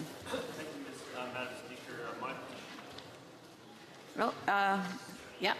There we go. Okay. Thank you, Madam Speaker. I am presenting the same petition as my colleague from Saskatchewan did a moment ago with regard to the very much oppressed Sikh and Hindu populations of Afghanistan. The petitioners request that arrangements be made to allow Sikh and Hindu people from Afghanistan to come to Canada, where there are people ready to help them settle into our society. Thank you. Petitions, the honourable member for Kootenay, Columbia. Courtney Alberni. Okay, thank you, Madam Speaker. And it's a real honor to table petitions again today. This is a petition calling on the government for a national cycling strategy. I've got two petitions, Madam Speaker. And the national cycling strategy would reduce greenhouse gas emissions, improve the lives and health of Canadians, and lower health care costs, lower infrastructure costs. And this petition, the petitioners from my riding in Courtney, Alberni, they're calling for a national strategy that would enhance national safety standards as well, which include mandatory side guards for trucks and, as I stated earlier, would reduce Canada's greenhouse gas emissions. Second petition I'm tabling is, opposition to the Kinder Morgan buyout, Madam Speaker. They're calling on the government to end their proposition to expand the Kinder Morgan pipeline, and then the threat that the pipeline poses to jobs in coastal British Columbia. Since the honourable member for Richmond Centre. Richmond Centre? Yeah, there we go. No, I know, I'm just... 52 petitions asking the House to that for the first Parliament, the House of Commons unanimously passed a motion calling on the government to create a national strategy on palliative care to ensure every Canadian has access to high-quality palliative care at the end of life. Thank you, Madam. Presenting petitions, the honourable member for Haliburton, Kawartha Lake, Brox. Thank you, Madam Speaker. The Minister of Immigration has the power to allow vulnerable minorities to come to Canada as privately sponsored refugees directly from the country where they face persecution. I'm tabling today a petition, Speaker, which calls on the Minister to use that power in support of Afghanistan's vulnerable Sikh and Hindu minority. Thank you, Speaker. Presenting petitions, the Honourable Member for Rimouski, Nejet, Témiscouata, Les Basques. Thank you, Madam Speaker. It gives me pleasure to rise today to table a petition that calls on the government to provide universal employment insurance. I'd just like to recall, Madam Speaker, only 35% of the unemployed have access to regular benefits amongst women compared to 52% amongst men. And so the petitioners, who mainly live in the east of Quebec and on the north coast, want to enhance the current system, make it universal, and bring down the eligibility threshold to 13 weeks and increase the amount of benefits to 70% based on the 12 best weeks, and other measures that are contained in the petitions. It gives me great pleasure to table the petition on their behalf. For Saskatchewan. Thank you, Madam Speaker. It's a pleasure for me to table two petitions. The first petition is in support of an advocacy priority that's important for much of the Sikh community, and it was articulated again today to me in a meeting with representatives of the World Sikh Organization. They are calling on the government to do more to support vulnerable Sikhs and Hindus in Afghanistan. They would like to see the Minister of Immigration, Refugees and Citizenship use the power granted to him to create a special program to help persecuted minorities in Afghanistan, and this is support of their desire to be privately sponsored by the community here in Canada. They also want to see the Minister of Foreign Affairs raise the persecution faced by this community with her Afghan counterpart, and to strongly advocate for more to be done to protect them. So I commend this petition to the consideration of the House. The second is in support of Bill S-240, which seeks to address the possibility of Canadian complicity in forced organ harvesting and trafficking. This bill is currently back before the Senate, and petitioners hope to see it passed as quickly as possible. Thank you. The petitions, the honourable member for Kitchener-Conestoga. Thank you, Madam Speaker. Madam would have had Speaker, to I read have them a at the same petition signed by a number of Ontario residents pointing out that at one time Sikhs and Hindus in Afghanistan numbered in the hundreds of thousands, but today less than 5,000 remain. And they're pointing out that the Minister of Immigration is already empowered to create legislation to allow vulnerable minorities to come to Canada as privately sponsored refugees directly from the country where they face persecution. And these groups are ready to sponsor Afghan minority refugees. Therefore, they're calling on the Minister of Immigration to use his powers to grant a special program to help persecuted minorities in Afghanistan. Thank you, Madam Speaker. Petitions, présentation des pétitions. Questions on the order paper. The Honourable Parliamentary Secretary, the Government House Leader. Speaker, I would ask that all questions be allowed to stand at this time, please. Agreed? Agreed and so ordered.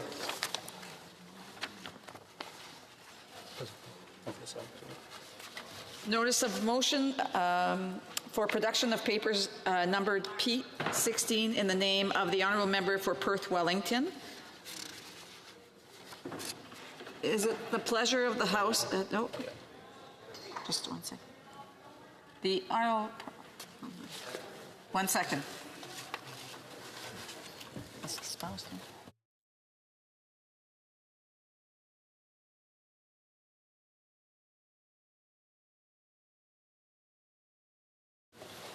The Honourable Parliamentary Secretary.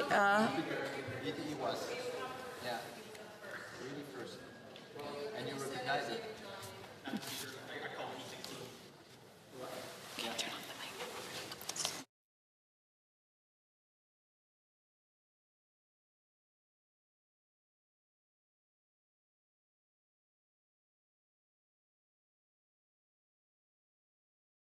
So, although I did recognize it, the P16, there is an opportunity for the government to make a statement or to weigh in.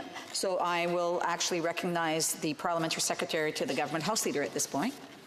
Right. So that to see what you're right. It's no, it is it's an explanation by either the Minister or Parliamentary Secretary or a member. The Honourable Parliamentary Secretary, the Government House Leader. Well, Madam Speaker, all I want to do is to move to government orders, and I would do so by using the member from Kingston and Islands as a seconder.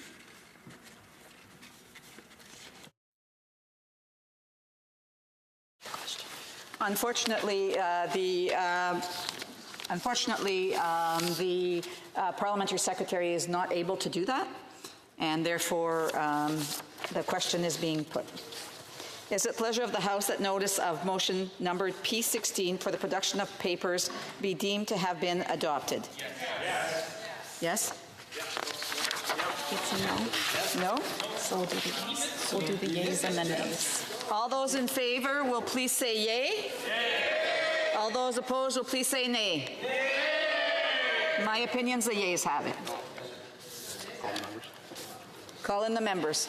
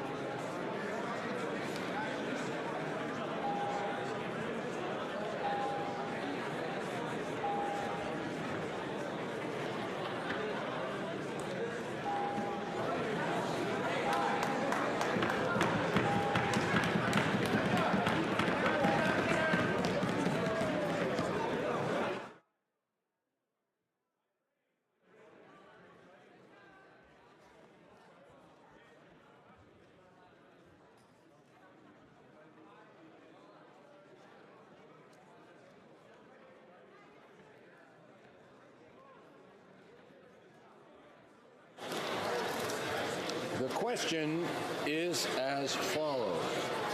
Mr. Nader, seconded by Mr. Jennis, moves that an order of the House do issue for an unredacted copy of the 60-page memo dated October 24, 2018, that former clerk of the Privy Council, Michael Wernick, wrote for the Prime Minister concerning Vice Admiral Mark Norman.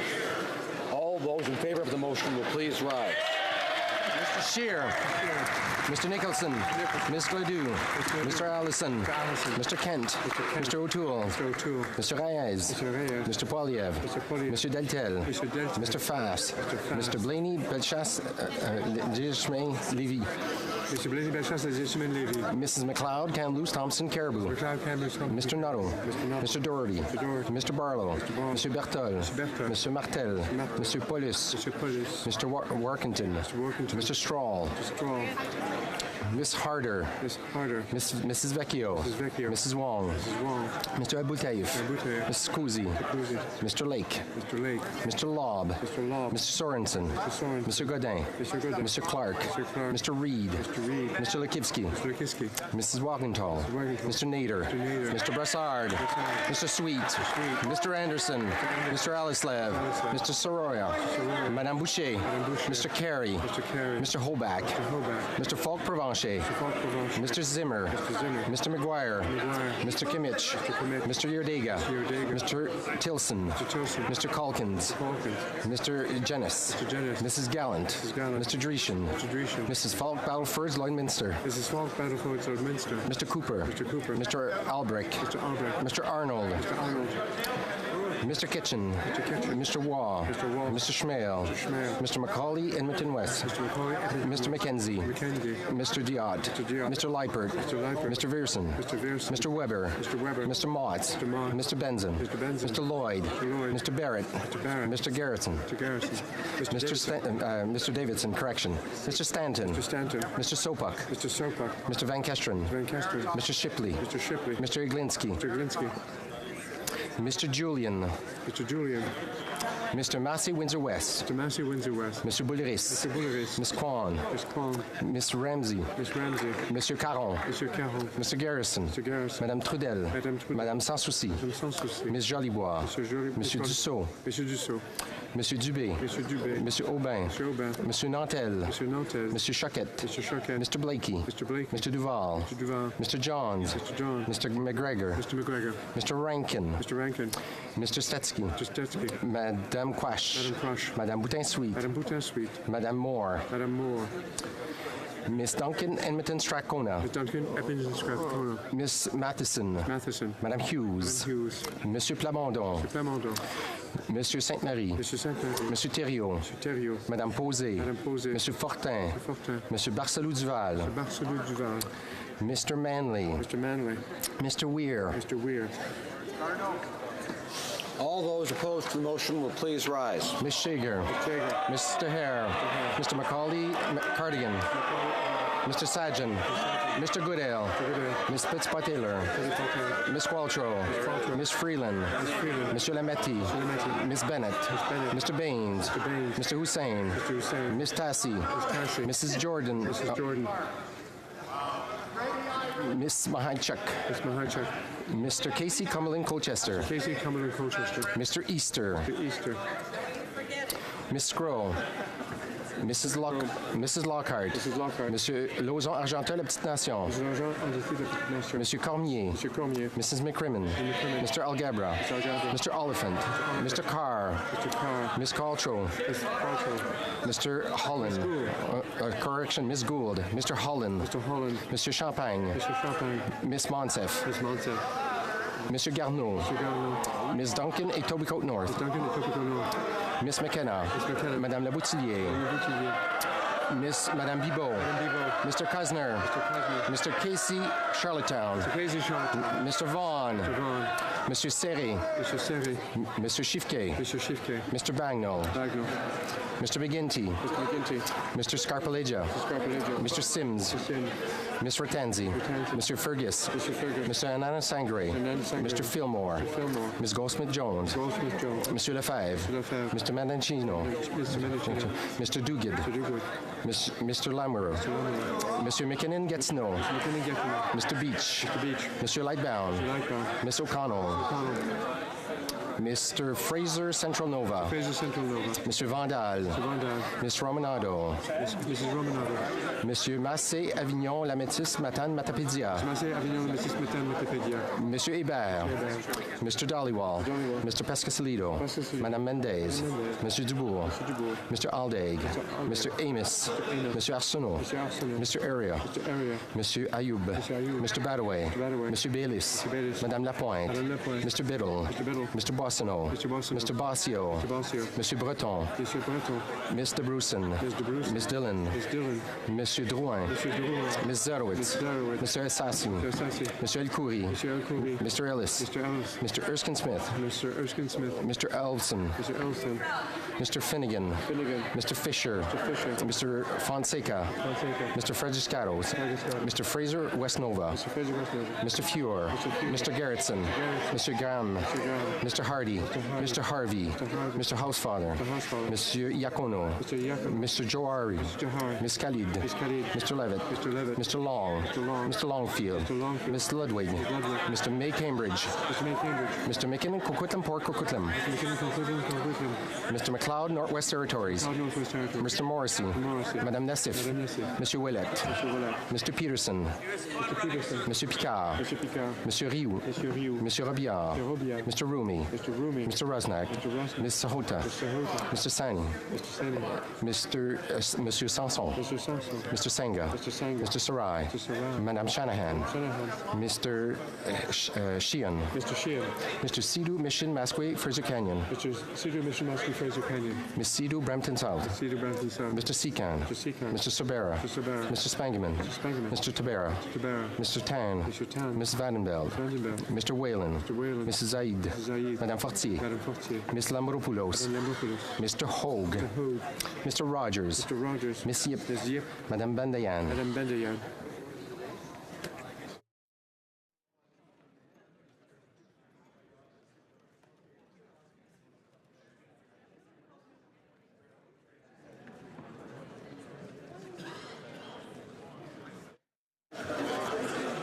Yeas pour 111, 111. Nays contre 139, 139. I declare the motion defeated. The Honourable Parliamentary Secretary to the Government House Leader. Mr. Speaker, with respect to notices of motions for production of papers, I ask that all notices of motions for the production of papers be allowed to stand at this time, please. Is it agreed? Agreed and so ordered. Orders, Order. It is my duty, pursuant to Standing Order 38, to inform the House that the questions to be raised tonight at the time of adjournment are as follows. The Honourable Member for Renfrew, Nipissing, Pembroke, carbon pricing. The Honourable Member, The Honourable Member for Saint-Hyacinthe Bagotte, poverty. Orders of the day. Government orders, government bills, commons. Of Bill C-98, an act to amend the Royal Canadian Mounted Police Act and the Canada Border Services Agency Act.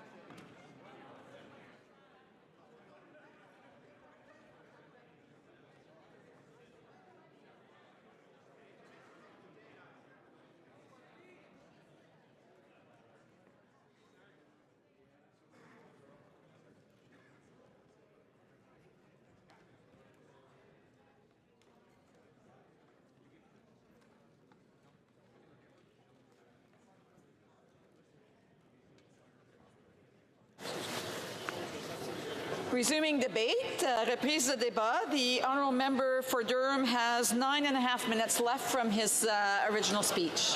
The honourable member for Durham. Thank you very much, Madam Speaker. And this is a continuation of my remarks from over a week ago now on C-98, but I would be remiss if I didn't note my disappointment in the last vote, Madam Speaker. This was an opportunity for the government, with a Prime Minister who said this government would be transparent by default, to release the critical document in the Admiral Mark Norman affair, Madam Speaker, the memo from Michael Wernick, who is not a lawyer, so it's not legal advice, on the Norman affair from the early days on why Mr. Norman was picked out of 73 people in a PCO list. And certainly Canadians know Michael Wernick and they know the SNC-Lavalin affair. So unredacting that memo, I think, would have been a good gesture of goodwill on the part of the government, in light of the fact that the Crown had to admit in court they had no reasonable prospect of success at trial. And after the terrible ordeal of Mr. Norman, what he's been through, that would have been a nice recognition. So I do have to say that I was disappointed, Madam Speaker.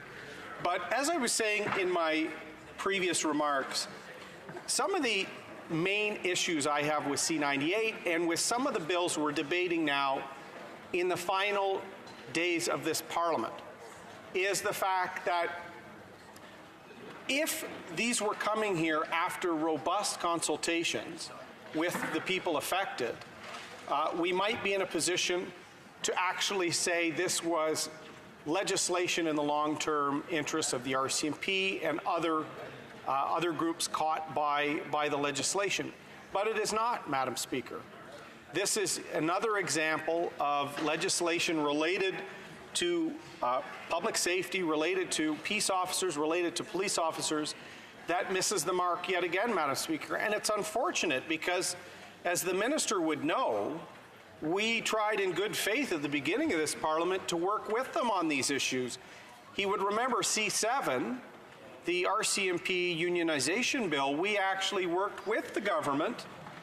They actually accepted, due to the thanks of one of their members from Beaches East York, our recommendations to actually make the provisions of C7 more equitable to members regardless of what province they were in terms of a workplace injury and rehabilitation and supports, Madam Speaker.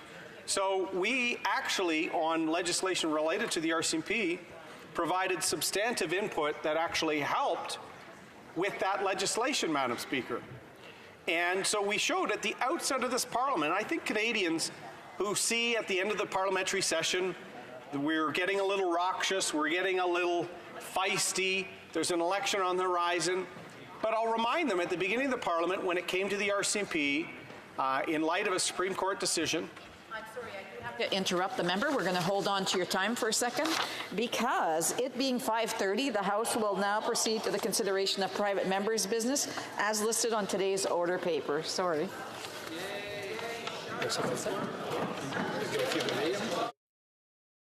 No? Okay. Consideration at second reading of Bill C-418, Protection of Freedom of Conscience Act, standing in the name of Mr. Anderson.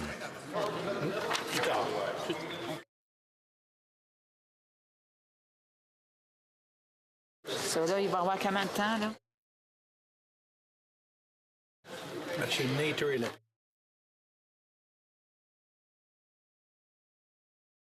For Durham will have 6 minutes, and the honourable member for Durham will have 6 minutes and 10 seconds the next time that we are debating this, which will be later on after this debate. Mr. Anderson, seconded by Mr. Nater. By Mr. Nader, moves that Bill C-418, an act to amend the Criminal Code, Medical Assistance in Dying, be now read a second time and referred to the Standing Committee on Justice and Human Rights. Debate. The honourable member for Cypress Hills, Grassland. Thank you, Madam Speaker. And first thing I would like to do is I want to thank so many people across Canada who have shown up to work on this bill. It's caught on across the country. It's obvious. It's restored my faith actually in the good judgment of Canadians, and hopefully we'll see that same good sense shown in the House here, and we can have some restored faith here as well. I'm here today to speak of C-418, which is the Protection of Freedom of Conscience Act. And again, I guess I need to point out how I'm surprised at the way that this has caught on and caught the attention of the Canadian public. We should thank many Canadians and groups for whom this is an important issue for their work on publicizing and advancing conscience rights in Canada. And to begin to understand C-18, Madam Speaker, we need to back up a little bit. The Charter of Rights and Freedoms has a number of sections in it. Section 1, of course, guarantees our rights and freedoms, but immediately following that is Section 2, which immediately declares the most fundamental freedoms, most fundamental rights, and that begins with freedom of conscience and religion. In 2015, Madam Chair, the Carter decision in the Supreme Court said that although Section 7 of the Charter provides for the right to die, it also explicitly said that no one is required to participate or to be part of it.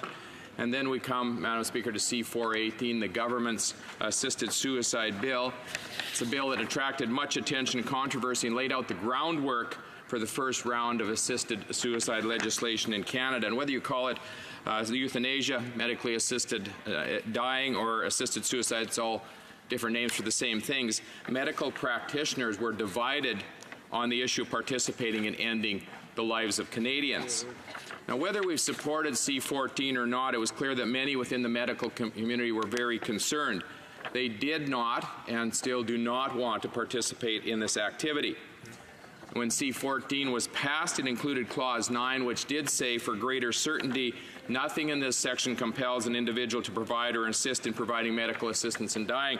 But, Madam Chair, that was not adequate because it did not lay out an offense, there was no framework for it, and there was no penalty in C-14 if someone violated that. And so it ended up being nothing more than a statement in C-14.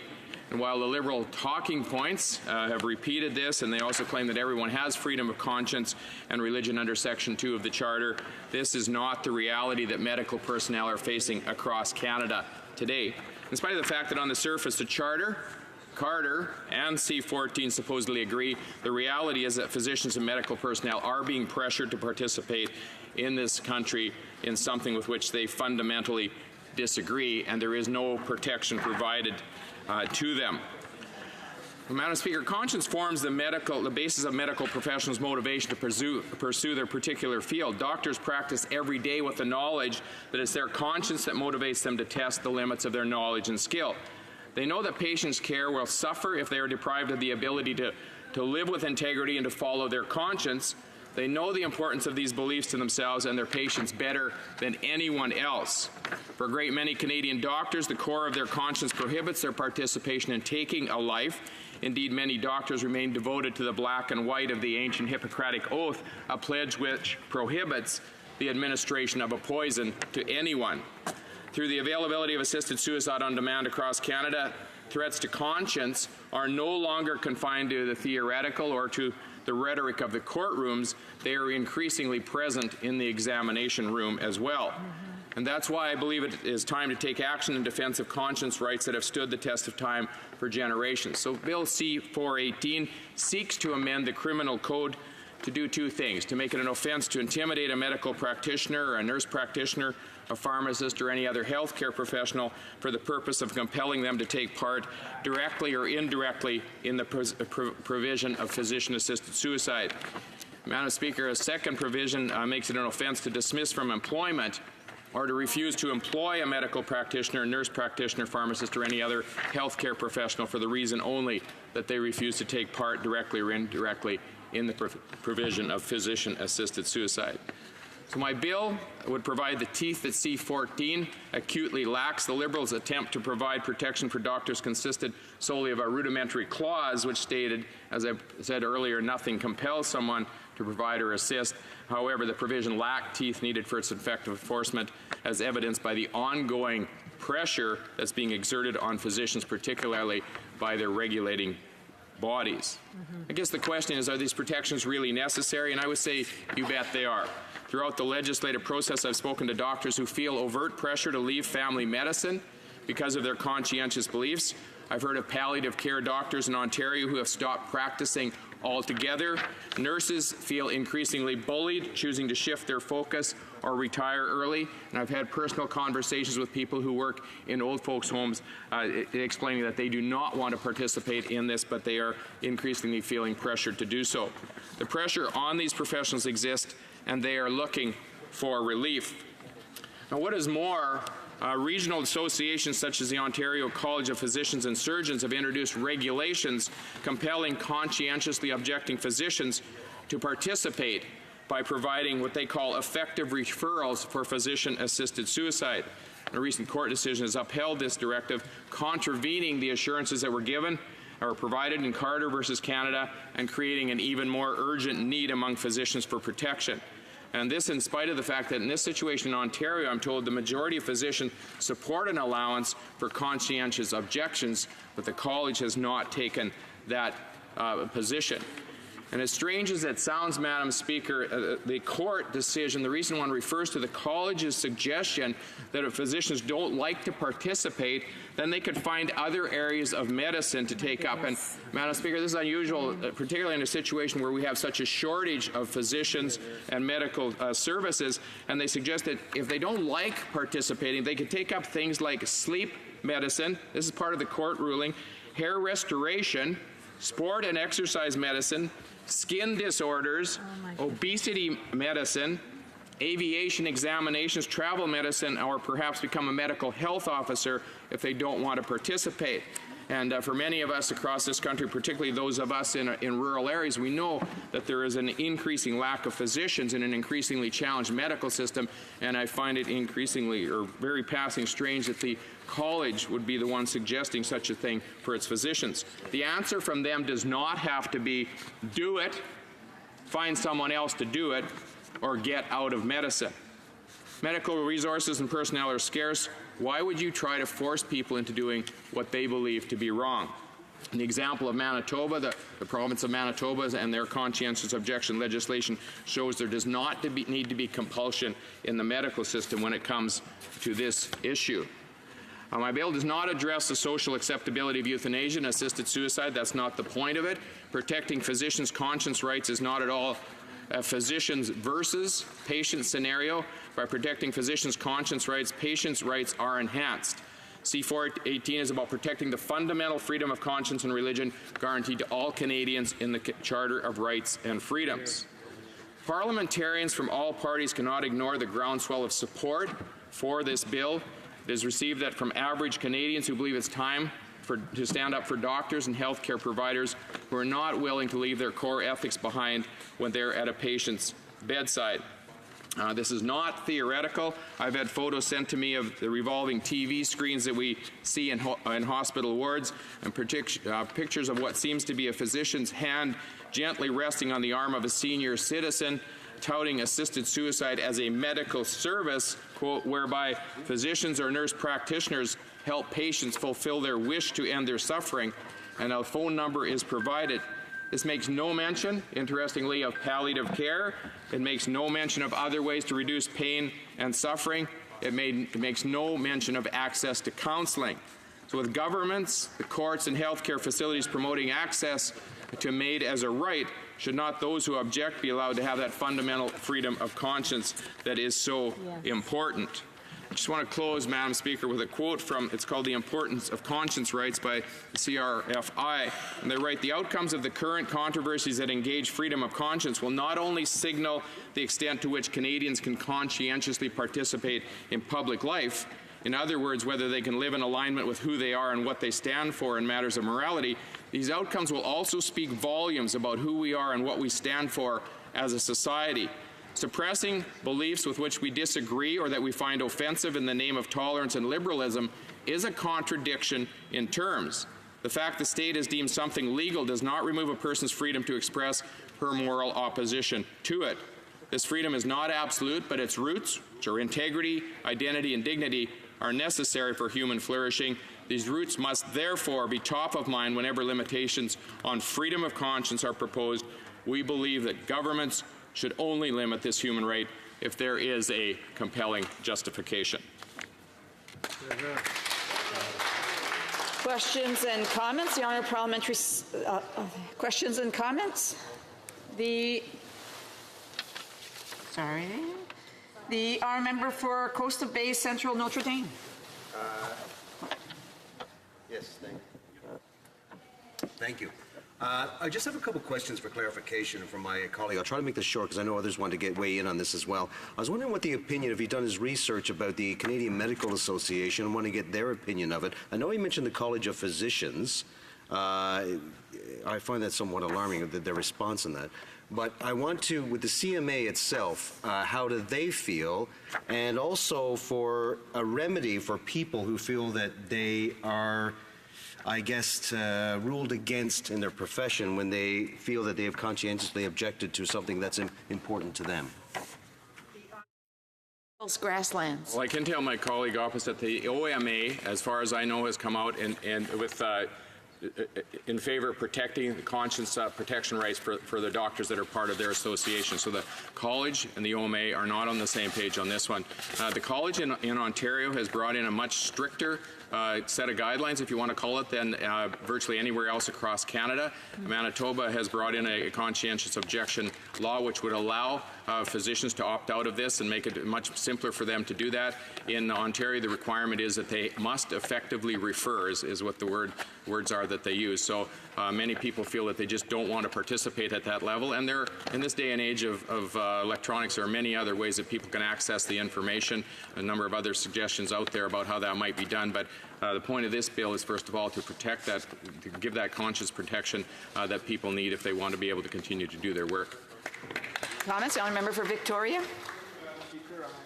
Substantial agreement with the thrust of the question from the member for Coast of Bays Notre Dame. The Ontario Court of Appeal dealt with this question, at least insofar as they said in a dispute between a patient and a physician, quote, the interests of patients come first and the physicians have a duty not to abandon their patients, close quote. Can the member square his initiative with that requirement in law? The Honourable Member for Cypress Hills Grasslands. I actually believe that we can, and they've done it in other places across the country. But there are numerous ways that people can come to information about assisted suicide or medical assistance in dying, and certainly there's a number of options open to how they might access that information. The question is whether physicians are obligated to refer that, they're obligated to provide it, or if they can opt out and give them another option, another way to find out that information. And we believe that that's very possible. And comments? Questions et commentaires. The Honourable Member for Perth Wellington. Thank you, Madam Speaker, and I would like to thank the member from Cypress Hills Grassland for bringing forward this private member's bill. I know in my riding of Perth Wellington, I've received a fair bit of correspondence on this matter in support of the member's bill. And I was wondering if he could highlight some of the support he's had for his bill from constituents in his riding and Canadians across the country. The Honourable Member for Cypress Hills Grasslands. It's been surprising to me, actually, the interest in this bill. There are some bills that really catch people's imagination across the country. There's other ones that we really have to work hard to try to get people to pay attention to. And it's been surprising to me how people have taken this on.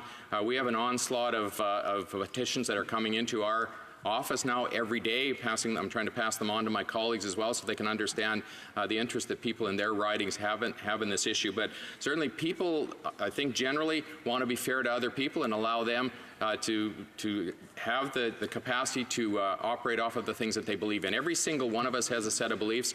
We have that right to be able to operate under our set of beliefs as long as we're not destroying in somebody else's life or in their face. And in this situation, I believe we should be giving medical professionals who operate every day from a sense of conscience in what they do the opportunity to be able to do that.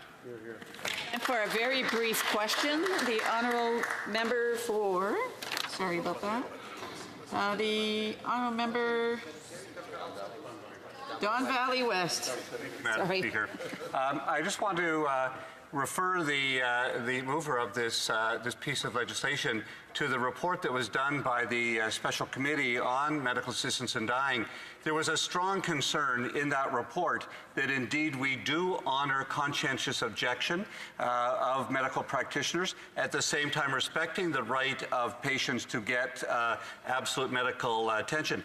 If it comes down to a patient's right or a physician's right, which would the member choose? Answer from the member for Cypress Hills Grasslands.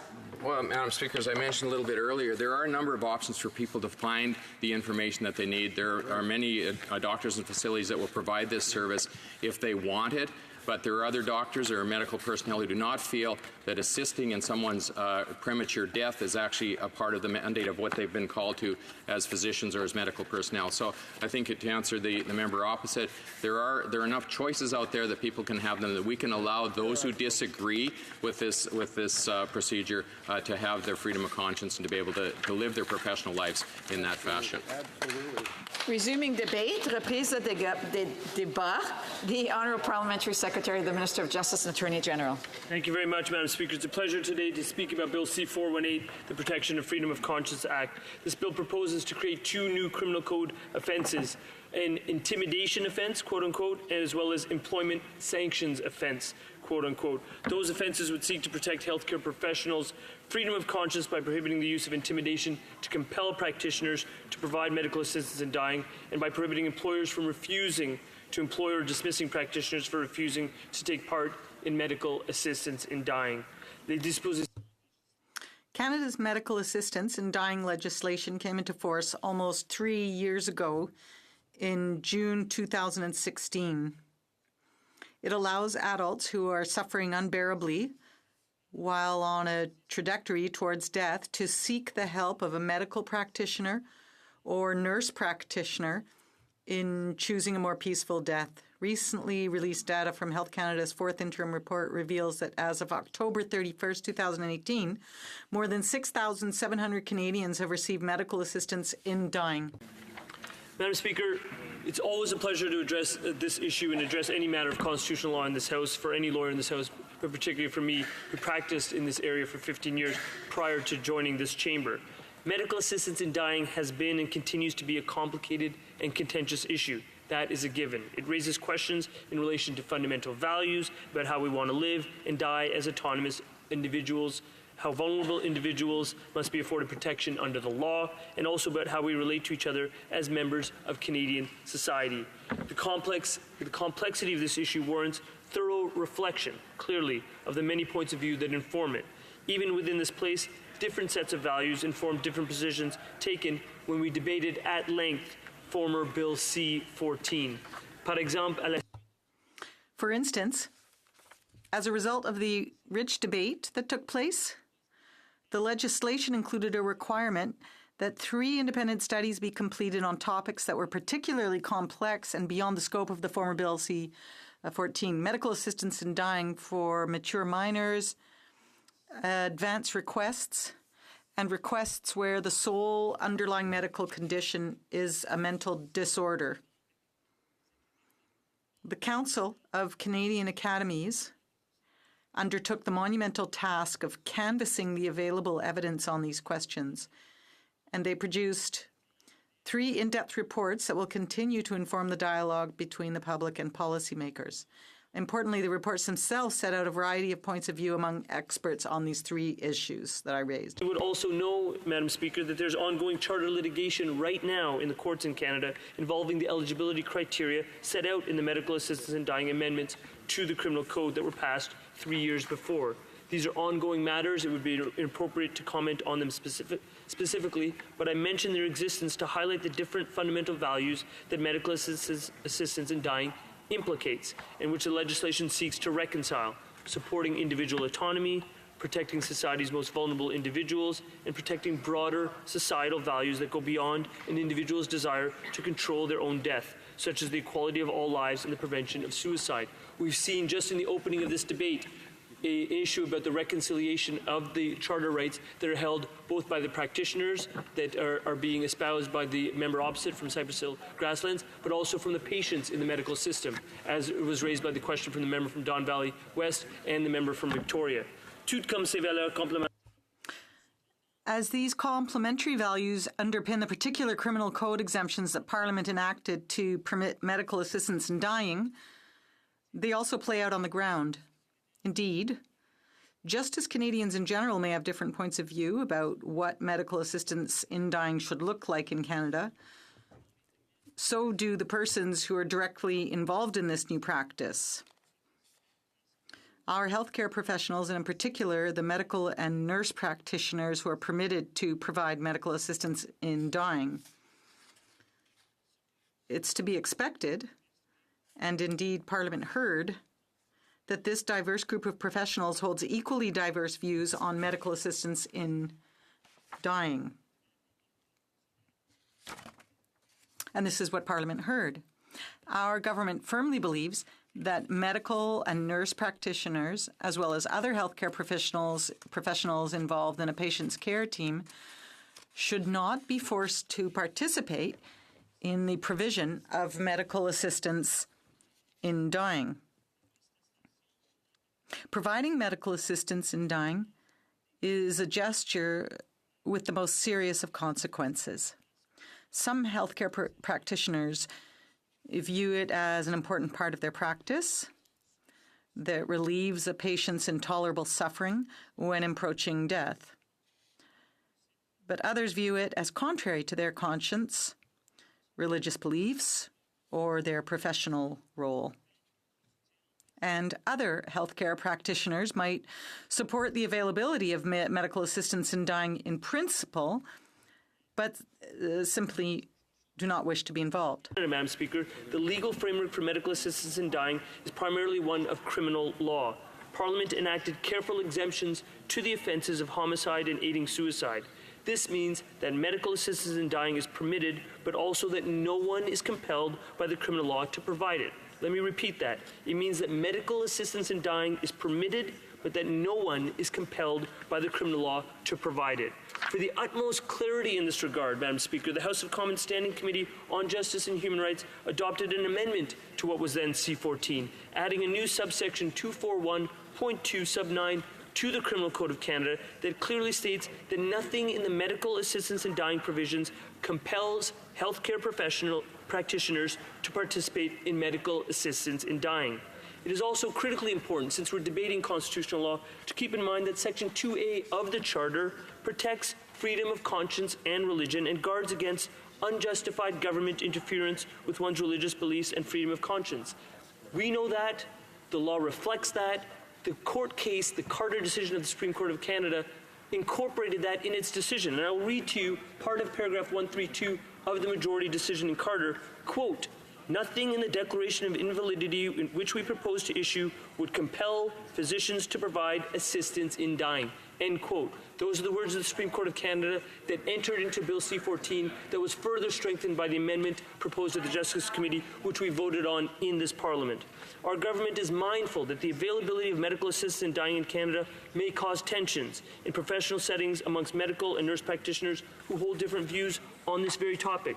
Strained relationships with colleagues were noted by the physicians who participated in a 2018 study published in the Journal of Pain and Symptom Management, including by physicians who are willing providers of medical assistance in dying, but who work in environments that are predominantly opposed to medical assistance in dying. This example highlights the unique challenges that medical and nurse practitioners might face when they work in an environment where the majority or institutional view about medical assistance in dying is different than their own. In addition, Madam Speaker, eligible patients' access to medical assistance in dying has to be reconciled with practitioners' conscience rights. This is the reconciliation which was raised in the context of this debate, raised in the Carter decision, and has been reconciled within the framework of Bill C-14 as it was passed. Provinces and territories, importantly, have the responsibility over the provision of health care and the regulation of professionals within their jurisdiction, and they face this complex task. In a context where we're debating constitutional law, Madam Speaker, it is important not just to look at the Charter, but also to look at the division of powers under what is called now the Constitution Act of 1867. When we're talking about regulating the aspects of physicians in this country, that is something that is germane to the jurisdiction of the various provinces that were mentioned in some of the responses by the member for Cypress Hill Grasslands. Au fédéral. At the federal level, the Minister of Health has recently made regulations establishing a permanent monitoring regime for medical assistance in dying. The regime came into effect on November 1st, 2018, and it will gather valuable data about written requests for medical assistance in dying, the patient making this request, but also about the reasons why a medical practitioner who received a written request referred the patient or transferred their care to another practitioner, including whether it was because providing medical assistance in dying or assessing someone for eligibility would be contrary to their conscience or their religious beliefs. National consistent data about the number of requests for medical assistance in dying that are transferred because of a practitioner's beliefs will inform Canadians about the breadth of this issue. In addition, the medical assistance in dying legislation itself provided for a 5-year parliamentary review of all of its provisions and the state of palliative care in this country. This review could begin as of June 2020. It will no doubt be informed by the comprehensive reports produced by the Council of Canadian Academies and any other available evidence about the Canadian experience, including that of healthcare practitioners involved in or affected by medical assistance in dying. I wish to reiterate our government's respect for the healthcare professionals' diverse points of view and beliefs about medical assistance in dying. We know that they hold their patients. Oh, sorry, I didn't know how much longer the Honourable Parliamentary Secretary had, and I do apologize for not showing in the 1-minute mark due to other issues that were surrounding here. Resuming debate, reprise de débat, the Honourable Member for Victoria. Thank you, Madam Speaker. I wish to rise today to speak on behalf of the NDP in respect of Bill C-418, the initiative of the Honourable Member for Cypress Hills Grassland. We must oppose this bill, Madam Speaker. We're concerned that it creates a loophole where health professionals could deny a referral to a patient seeking medical assistance in dying. I want to be very clear at the outset, Madam Speaker. I had the honor of representing our party both in the special joint committee that dealt with this and medical assistance in dying, and then on the Justice Committee, at which time it was myself, I put before the Justice Committee an amendment to ensure that the rights of healthcare professionals were respected, that no healthcare worker should ever be compelled to provide medical assistance in dying. I'm proud of that contribution. I'm proud that it became part of the law. But what is equally important, Madam Speaker, is that there be the ability always for the patient to exercise his or her constitutional right to avail themselves of medical assistance in dying. And in a contest between a physician and that patient, the law is crystal clear. It is the patient's right that must prevail. I'll come back to that in a moment. So therefore, Madam Speaker, when no doubt this well-intentioned bill was brought before us, it uses very vague language that talks about directly or indirectly doing certain things. And that, of course, is the problem with this bill. We've always championed in the NDP the rights of healthcare professionals, but we must address this critical balance.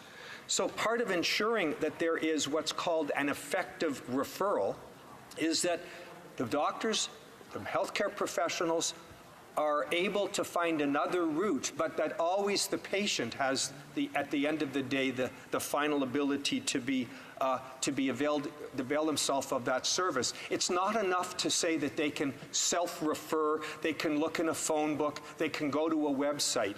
As I'll illustrate in a moment, it just doesn't work that way. In a recent Ontario Court of Appeal decision that was decided in 2019, a judge found that the rights of the patient must prevail over the rights of the physician. There must be what the Ontario terms call an effective referral.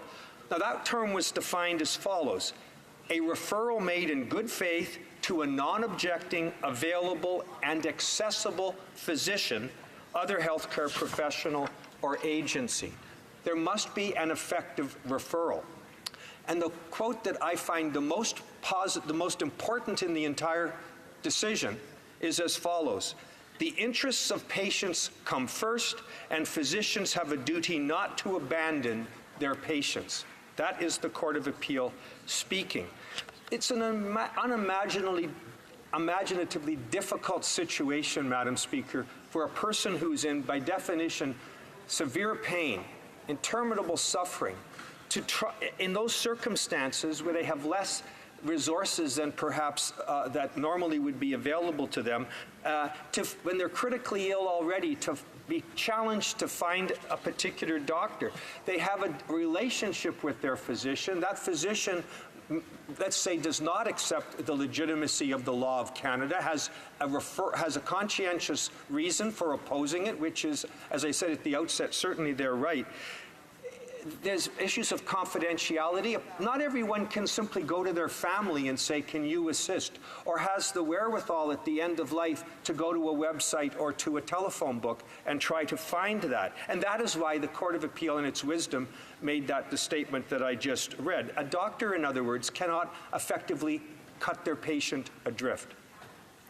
It also must be said, Madam Speaker, this particular bill and that case to which I referred has significant implications for a woman's right to choose, because that as well is an area for which an effective referral is required at law. The Women's Legal Education and Action Fund intervened in that case, and they said subsequent to that, after speaking about effective referral in the terms I just raised, the following, and I quote, "The court agreed with Leaf that due to historic inequities in accessing the medical system, many women are dependent on physician approval to access reproductive services. Since physicians act as gatekeepers to the system, an effective referral may be the only channel through which these women can access the care they need." Close quote. Therefore, there are implications of this bill that need to be understood as broader than simply might be on its face considered the fact. So we want, Madam Speaker, to put the reality of what we did in those difficult debates about medical assistance in dying. We want to make sure that that reality exists for people at end of life, that no matter where they live in Canada, these services are available. Where I live on Vancouver Island, we have the highest uptake of this service in the country by a considerable amount because the medical system has responded. There are physicians who are providing this service. But I know from talking to colleagues in places such as Atlantic Canada, it's an entirely different world. An entirely different world. And as Canadians, we all have the same constitutional rights. It's unacceptable, but that's the world in which we live. We have to do better. So, reasonable access, if that's what we're requiring people, what the law requires, is simply not a reality in many rural parts or remote parts of our country. And it cannot be that a doctor can thwart a patient's ability to avail themselves of that service. Some people may not want to talk to others than their family doctor or their particular physician because of confidentiality. They may not even want their children to know, for example, that they're doing so. So it is my belief, Madam Speaker, that the bill that exists will disrupt the very careful balance that was achieved in this Parliament with physician-assisted dying. But I would like to share with the House an observation that was provided to me, an anecdote provided to me by the woman named Shanaz Gokul, who is the Chief Executive Officer of Dying with Dignity. She tells the story about a gentleman only identified by his initials, R.A. And in 2018, his mother was dying of terminal cancer. R.A. was her primary caregiver. He was an educated, loving son who was financially secure and able to take a leave of absence from work to provide daily care for his mother. The family was from another country. English wasn't their first language. His mother requested help with physician-assisted dying, but her doctor did not think that was appropriate. And declined to provide that referral. So he did an internet search, found somebody in a hospital nearby, but they sent him an email with more information about how to use this service, but he was overwhelmed in caring for his mother, missed the email, and some 3 weeks later, he finally got more information and called for Dying with Dignity to witness his mother's request for aid. She was found eligible, and a number of months after she first asked for primary care, her primary care physician to help her, the service was to be made available. Unfortunately, days before she was to receive medical assistance in dying, she died of a terrible death, essentially choking and drowning in her own vomit, while her son looked briefly away. And when he testified to this effect before the Ontario Court of Appeal, he went back and checked the email that was sent to him by the hospital care coordinator, and it was a heartbreaking moment when he realized that the email had the email address and phone number for the Ontario Medical Assistance in Dying Care Coordinator Service. He had the information all along, but he was so busy caring for his mother, he didn't see the details in the original email. Point of the story, Madam Speaker, is that sometimes you need the ability of a physician or a healthcare professional to provide you with an effective service. This is a tragic example of where that was not done.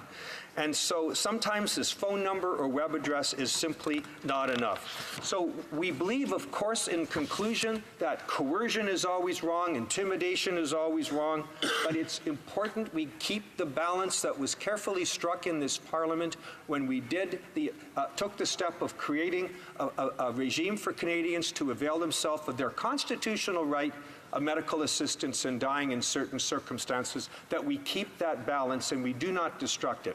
Thank you very much. Resuming debate, the honourable member for Lethbridge. Thank you, Madam Speaker. Right now, there are many medical practitioners who face the real threat of being discriminated against because of their deeply held ethical or moral beliefs. Bill C-418 amends the Criminal Code to extend protection to those who choose not to provide or effectively provide medical assistance in dying by making it a punishable offense to use violence, threats of violence, coercion, or any other form of intimidation to force a healthcare professional to participate in euthanasia. Now, this bill was brought forward by my colleague, the member for Cypress Hills Grassland, and I wish to commend him for his noble efforts. 2 years ago, it was against the law for a doctor to take the life of a patient. In fact, one would think it unimaginable due to the oath that a doctor takes. Medical assistance in dying was considered murder, and any doctor who carried it out was deemed responsible for manslaughter. It's now 2 years later. Medical assistance in dying is now permitted under Canadian law. However, medical professionals and Canadians from many backgrounds do not wish to participate in any form, as it goes against their conscience. While C-14, the bill that makes medical assistance in dying legal within our country, advocates for those wishing to participate in the practice, it neglects or altogether fails to protect the medical practitioners whose consciences would be violated if they had to participate. Now, this is a big problem, as the professional judgment of many doctors still affirms that good medical care does not include hastening death. Under Section 2 of the Canadian Charter of Rights and Freedoms, Canadians are free to follow the religion of their choice, and they are guaranteed the freedom of thought, freedom of belief, freedom of expression. These are considered fundamental freedoms here in Canada. Nevertheless, C-14 leaves physicians and Canadians of faith completely unprotected. In Carter, the Supreme Court of Canada explicitly stated that the legalization of euthanasia did not entail a duty of physicians to provide it. It was not supposed to be forced upon them. To pay lip service to this ruling, this place, the House of Commons, put within Bill C-14, Section 241.2, which states that, I quote, "Nothing in this section compels an individual to provide or assist in providing medical assistance in dying." But despite these words, and that is exactly what they are, Madam Speaker, is simply words, the current government outright refused, to put conscience protections within this federal legislation. This was despite the fact that many witnesses came forward to committee during this time and asked for conscience protections to be explicitly placed within Bill C-14. Madam Speaker, I sat there during those committee meetings, I listened to that witness testimony, and I was one of the individuals who advocated for those conscience protections. And there is absolutely no reason why they should not have been a part of this legislation. However, they are not. And so that requires this private member's bill, Bill C-418, in order to adequately protect the conscience of our medical practitioners in the Canadian system. Canadians should never be put in a situation where they feel that they are forced to choose between their career or their beliefs. Madam Speaker, we live in Canada. We have a Charter of Rights and Freedoms. We should be able to engage in the career of our choice and have our ethical and moral values respected. We should be able to function according to our conscience. Madam Speaker, currently that is not the case. Those protections are not granted to medical practitioners the way that they should be. And so I am calling on this House to make a change, as is, of course, the member who sponsored this private member's bill. Now, Canada is a religiously plural and multicultural society. It allows its citizens to live out their lives according to their conscience, their beliefs, their values. In this country, I would say that freedom is our strength. I know the Prime Minister likes to talk a lot about how diversity is our strength. Sure, it contributes to it, but only when our freedom is intact and respects that diversity that exists. As soon as that freedom is attacked, diversity fails. Diversity is no more. Bill C-418 will restore such freedom of religion and conscience because it acts to defend medical professionals who act in good conscience and within their constitutional rights to not participate in medical assistance in dying. It should be argued that this bill actually addresses a legislative gap that was left by the current government, and so it actually completes the work that the Supreme Court asked this place to do. This bill is about protecting the very foundation of our country, Canada's religiously plural and multicultural society, the one that we are so proud of and happy to belong to and defend in this place as elected officials.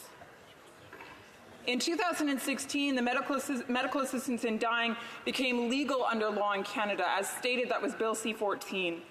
In 2014, so just prior to that, the Supreme Court ruled that to prohibit medical assistance in dying was actually a violation of Section 7 within the Criminal Code. Of the Charter of Rights and Freedoms, the right to life, liberty, and security of the person who wishes to die. And so as a result, then, the Criminal Code was amended by the current government, which again is C-14. Now, this has created a significant problem for many Canadians within the medical field. But it wasn't supposed to be this way. When the Supreme Court of Canada ruled that the prohibition of medical assistance in dying was unconstitutional and needed to be fixed, it was stated that the legalization of medical assistance in dying did not compel or entail a duty for physicians to provide it. But, as stated, nothing was done to protect religious medical professionals from being forced to carry out this practice. As a result, we have many practitioners across this country who are calling on this place to make a further amendment to the Criminal Code in order to make sure that their rights are respected. Their rights to freedom within their conscience or to act according to their conscience must be respected. Now, the argument is often used, well, medical practitioners can just refer their patients to another medical doctor who will then provide the service. But, Madam Speaker, it should be noted that for some, it is so against their conscience even to refer to another medical practitioner. And so those acts of conscience, those beliefs must also be respected. Regional associations and regulatory bodies across the country have introduced regulations that actually strong-arm medical practitioners whose religious beliefs do not allow them to practice euthanasia in any capacity whatsoever. In 2016, the College of Physicians and Surgeons of Ontario adopted a medical assistance in dying policy that requires medical professionals who would not provide medical assistance in dying themselves to then provide referral, so effective referral. Now, this policy was challenged by religious groups. A group of more than 1,500 Canadians came together and challenged this decision, this regulatory decision. They said that it violated their constitutional rights, their rights to freedom of religion and conscience. Unfortunately, on May 15th, the Court of Appeal for Ontario ruled that religious physicians and medical professionals must provide effective referral if they themselves will not be involved with medical assistance in dying. They went on to say that those medical practitioners who believed that this violated their conscience could go and find a job within the medical profession where medical assistance in dying would not be required of them. Mr. Speaker, that is incredibly demeaning to those individuals who have gone through years of training and who, with great dedication and commitment to their patients, have served. These are the women and men who have been trained as medical professionals, and it is their conscience that motivates them, that compels them to function with dignity and respect and honor, and to provide the utmost level of care to their patients. And now they are being punished for holding those beliefs, for holding that level of dignity and respect and honor towards their patients.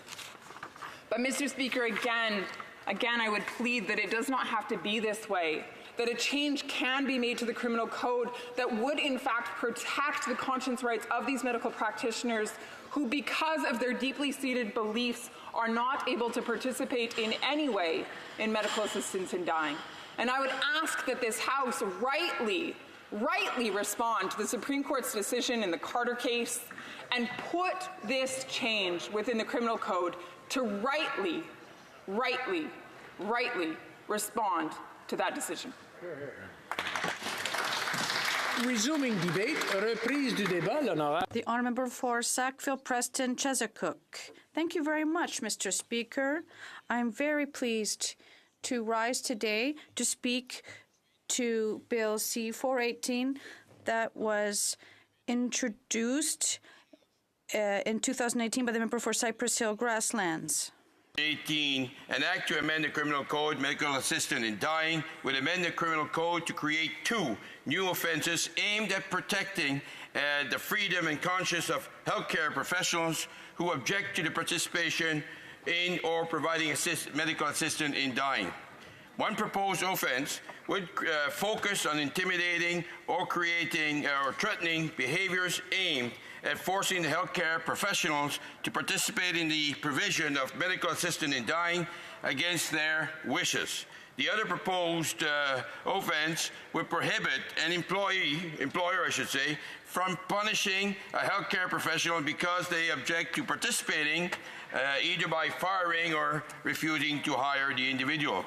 This bill proposes to build on Bill C-14 that Parliament adopted nearly 3 years ago. Bill C-14 amended the criminal code to legalize medical assistance in dying in response to the Supreme Court decision, of course, Carter versus Canada 2015. These criminal code amendments created new exceptions for the offense of culpable homicide and aiding a person to die by suicide. The exceptions permit medical professionals to bring about peaceful death for patients who can no longer endure the physical pain or the psychological suffering they experience towards the end of their life. We must keep in mind the seriousness of this behavior. Healthcare providers are being asked to end life. This is not just what the criminal law always prohibited until very recently, but it is also an act that medical ethics expressly prohibited.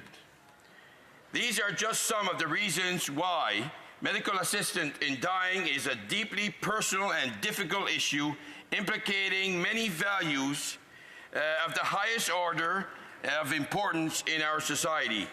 I am speaking of fundamental societal values such as equity, individual autonomy, respect for life, protection of vulnerable persons, dignity, and of course, compassion. Of course, medical assistance in dying implicates the conscious right of medical professionals. This is the fundamental value that I understand motivates Bill C-418. As the Council of Canadian Academies mentioned in its reports on certain types of requests for assistance in dying,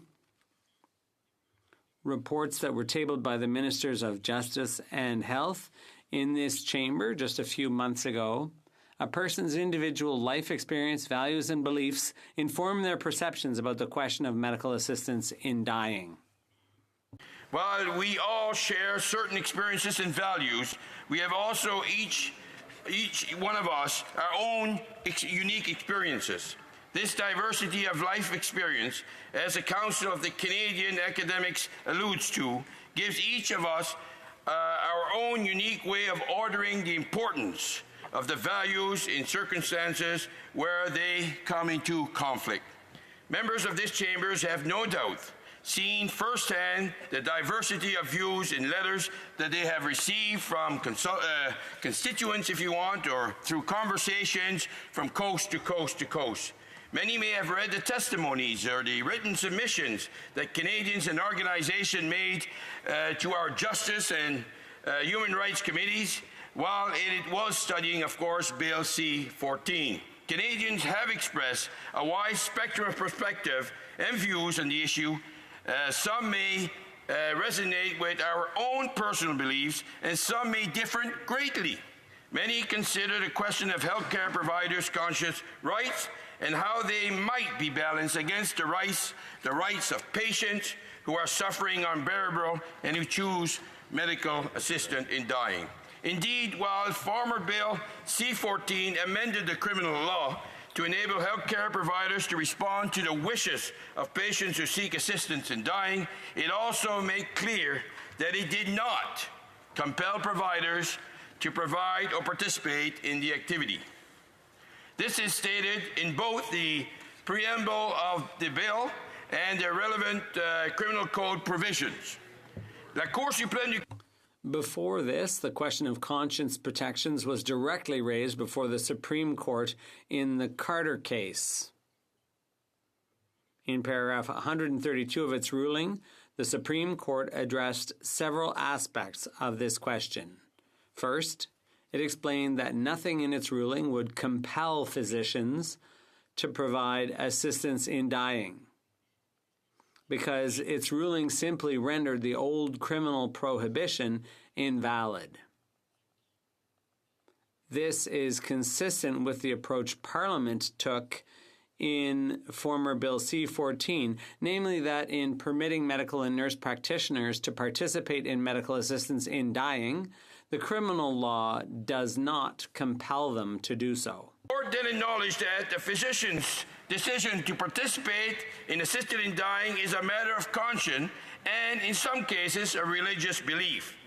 It concluded by underlining that the Carter rights of patients and physicians would need to be reconciled. Members of Parliament should not forget that medical assistance in dying is a complex issue with many facets and for which there are complementary spheres of responsibilities. While Parliament is responsible for criminal law, provincial legislatures are responsible for delivering the health care services, and medical colleges and similar bodies are responsible for the regulations of healthcare professionals. Medical assistance in dying is very new in Canada. On the ground, our healthcare system and institutions are still adapting to that change. Some new laws and policies in the provincial domain have been developed, while others may still be under development. In terms of data, former Bill C-14 required the Minister of Health to put in place regulation for monitoring medical assistance in dying based on mandatory reports from healthcare providers. After a period of development and public consultation, this regime came into force, of course, in November 1st, 2018. The first report expected back in 2020, it may shed light on the quantity and quality of cases where practitioners also who are asked to provide assistance in dying transfer care of the patient for reasons of consciousness objection. DC. In the meantime, Health Canada has released interim reports based on information voluntarily shared by the provinces. The last report, released on April 25th, 2019, tells us that over 6,700 Canadians have obtained an assisted death. That's an extraordinary number.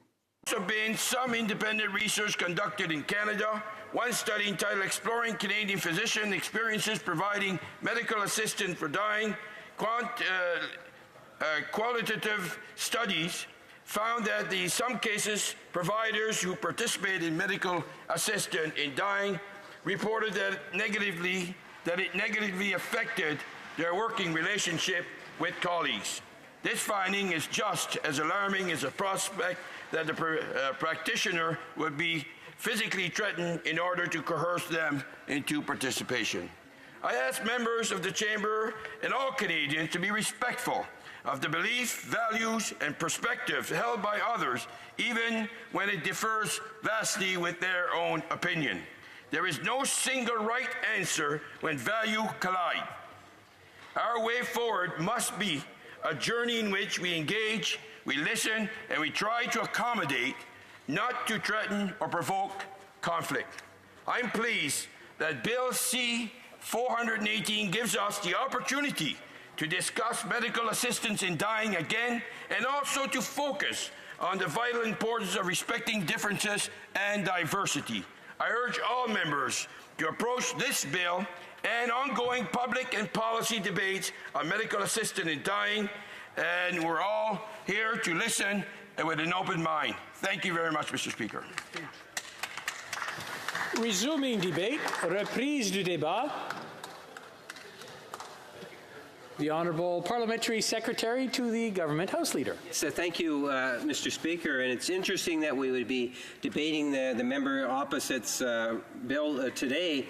You know, we had a fairly passionate debate, and it wasn't that long ago, just a couple of years back, Mr. Speaker, as I'm sure you can recall. And one of the debates that I really really get to enjoy and get engaged on is when you get members that actually tell and share stories of their own, Mr. Speaker. And, you know, when we talk about the assisted dying legislation and the phenomenal amount of work, both inside the House and outside the House through committees, what we saw, Mr. Speaker, was a great effort from Canadians and stakeholders from all regions of the country that actually came and provided direct input to the House. And that goes over and above, I would suggest to you, Mr. Speaker, what it is that we did as parliamentarians.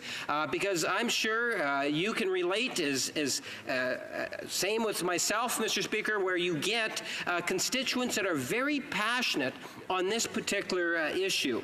And I think it is safe to say, you know, when I was listening to the parliamentary secretary responsible for the legislation and bringing or providing comment in the government's official position, if I can put it that way, Mr. Speaker, on the issue, that I believe that if the member opposite were to read it, the concerns that she has in good part, if not entirely, is in fact addressed by the legislation that we had passed not that long ago, Mr. Speaker.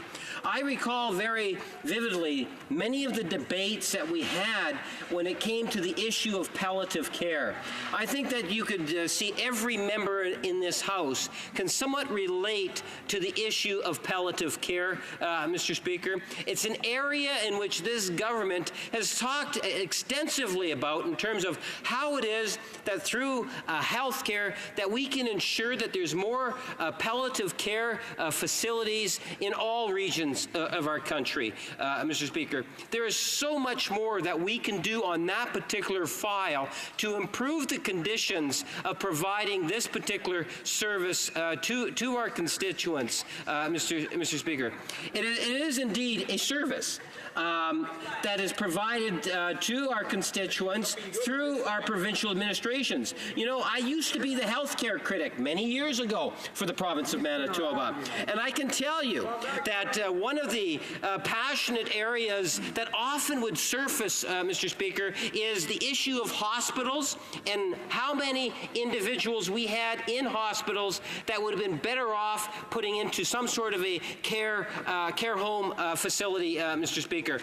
How many times, whether it was the St. Boniface Hospital, where they were looking for palliative care beds, and this is something in which many years later, from the time in which I was the healthcare critic, we finally have a Prime Minister and a Minister of Health that has actually said that we need to see more palliative care units in Canada, Mr. Speaker. And I see you're telling my time has already expired. I hope I'll get another opportunity to continue my thoughts on this very important issue. Thank you, Mr. Speaker.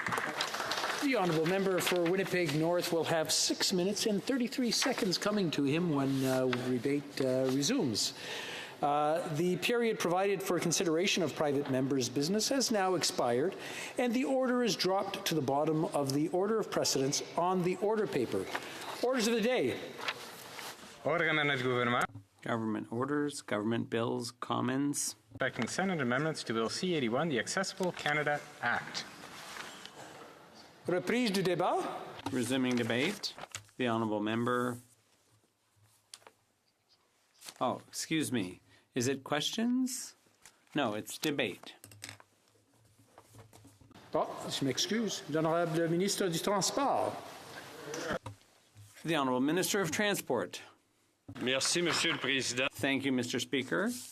Honourable members of Parliament, I'm pleased to take the floor today at the last stage of debate on Bill C-81, an act to ensure a barrier-free Canada, also known as the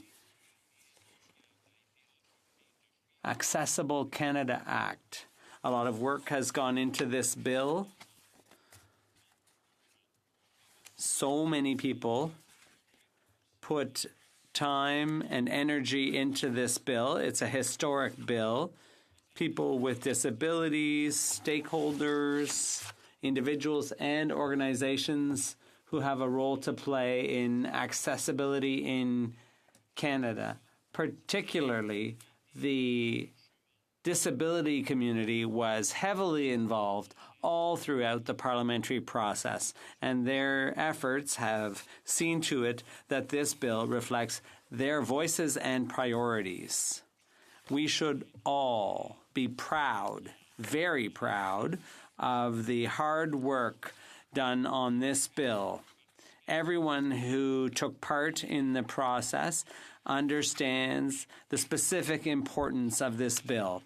This bill represents a significant milestone in the rights of people with disabilities in Canada. It's based on a sound human rights approach, which is typically Canadian, and it is a major step in the ongoing implementation of the UN Convention on the Rights of People with Disabilities. Come a long way on accessibility. However, for millions of persons with disabilities across this country who continue to face barriers every single day in their communities and workplaces, this bill is long overdue. The proposed Accessible Canada Act pursues a simple but essential goal: to realize a Canada without barriers. What the Accessible Canada Act is proposing is a major culture shift. Right now, our actual system requires persons with disabilities to fight for access and inclusion. We've all seen it. We all know somebody who is facing challenges with respect to their mobility, people who cannot hear, people who cannot see, and yet people who want to make a contribution to our society and to live their lives fully. We have to take them into account. We have to address their needs. The proposed Accessible Canada Act sets out to change that and create a Canada that is inclusive and accessible for everyone from the get-go. Canadians with disabilities are tired of being treated as an afterthought. This is what Bill C-81 sets out to do: transform our perceptions of disability and ensure accessibility and inclusion from the start. Mr. Speaker, improving the quality of life of Canadians with disabilities is a priority for this government. That is why we are not waiting for this legislation to be enacted before taking meaningful steps. The steps that we are taking to improve the Canadian Transportation Agency regulations are a good example of this. The goal of these regulations is an ambitious one: to create the most accessible transportation system in the world. And I want to take a minute to thank the Canadian Transportation Agency, which is playing a pivotal role and an extremely important role in addressing the issues related to transportation. That's the kind of ambition that we need and which Canadians living with disabilities deserve. Mr. Speaker, as you know, we are taking a sectoral approach with this legislation. The opposition has criticized us for this, but it makes sense to take this approach, since accessibility is everyone's responsibility. All departments need to be taking accessibility into account as they make decisions, devise policies, and prioritize spending. There must always be a focus amongst all of the other priorities associated with legislation and regulations on what does it do with respect to accessibility. That is why, for example, in the transportation realm, we are strengthening the powers of the Canadian Transportation Agency. This will have a significant impact across the country for Canadians living with disabilities.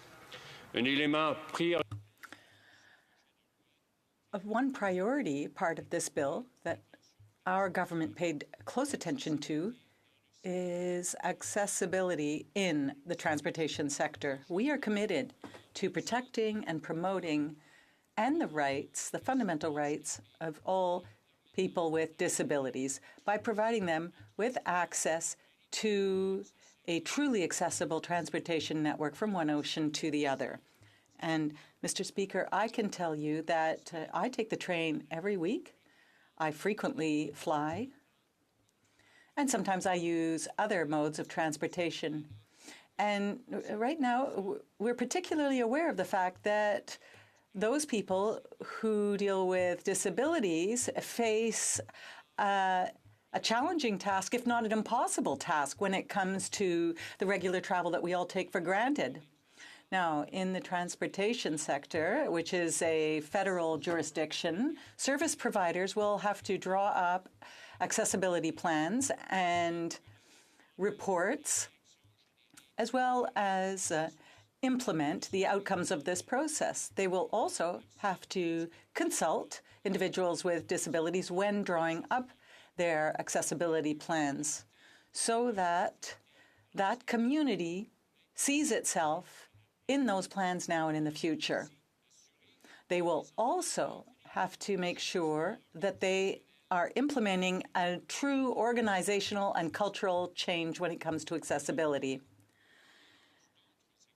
And there are other requirements under this bill to guarantee that the government can proactively take on its responsibilities with regards to preventing barriers and removing barriers when they are identified.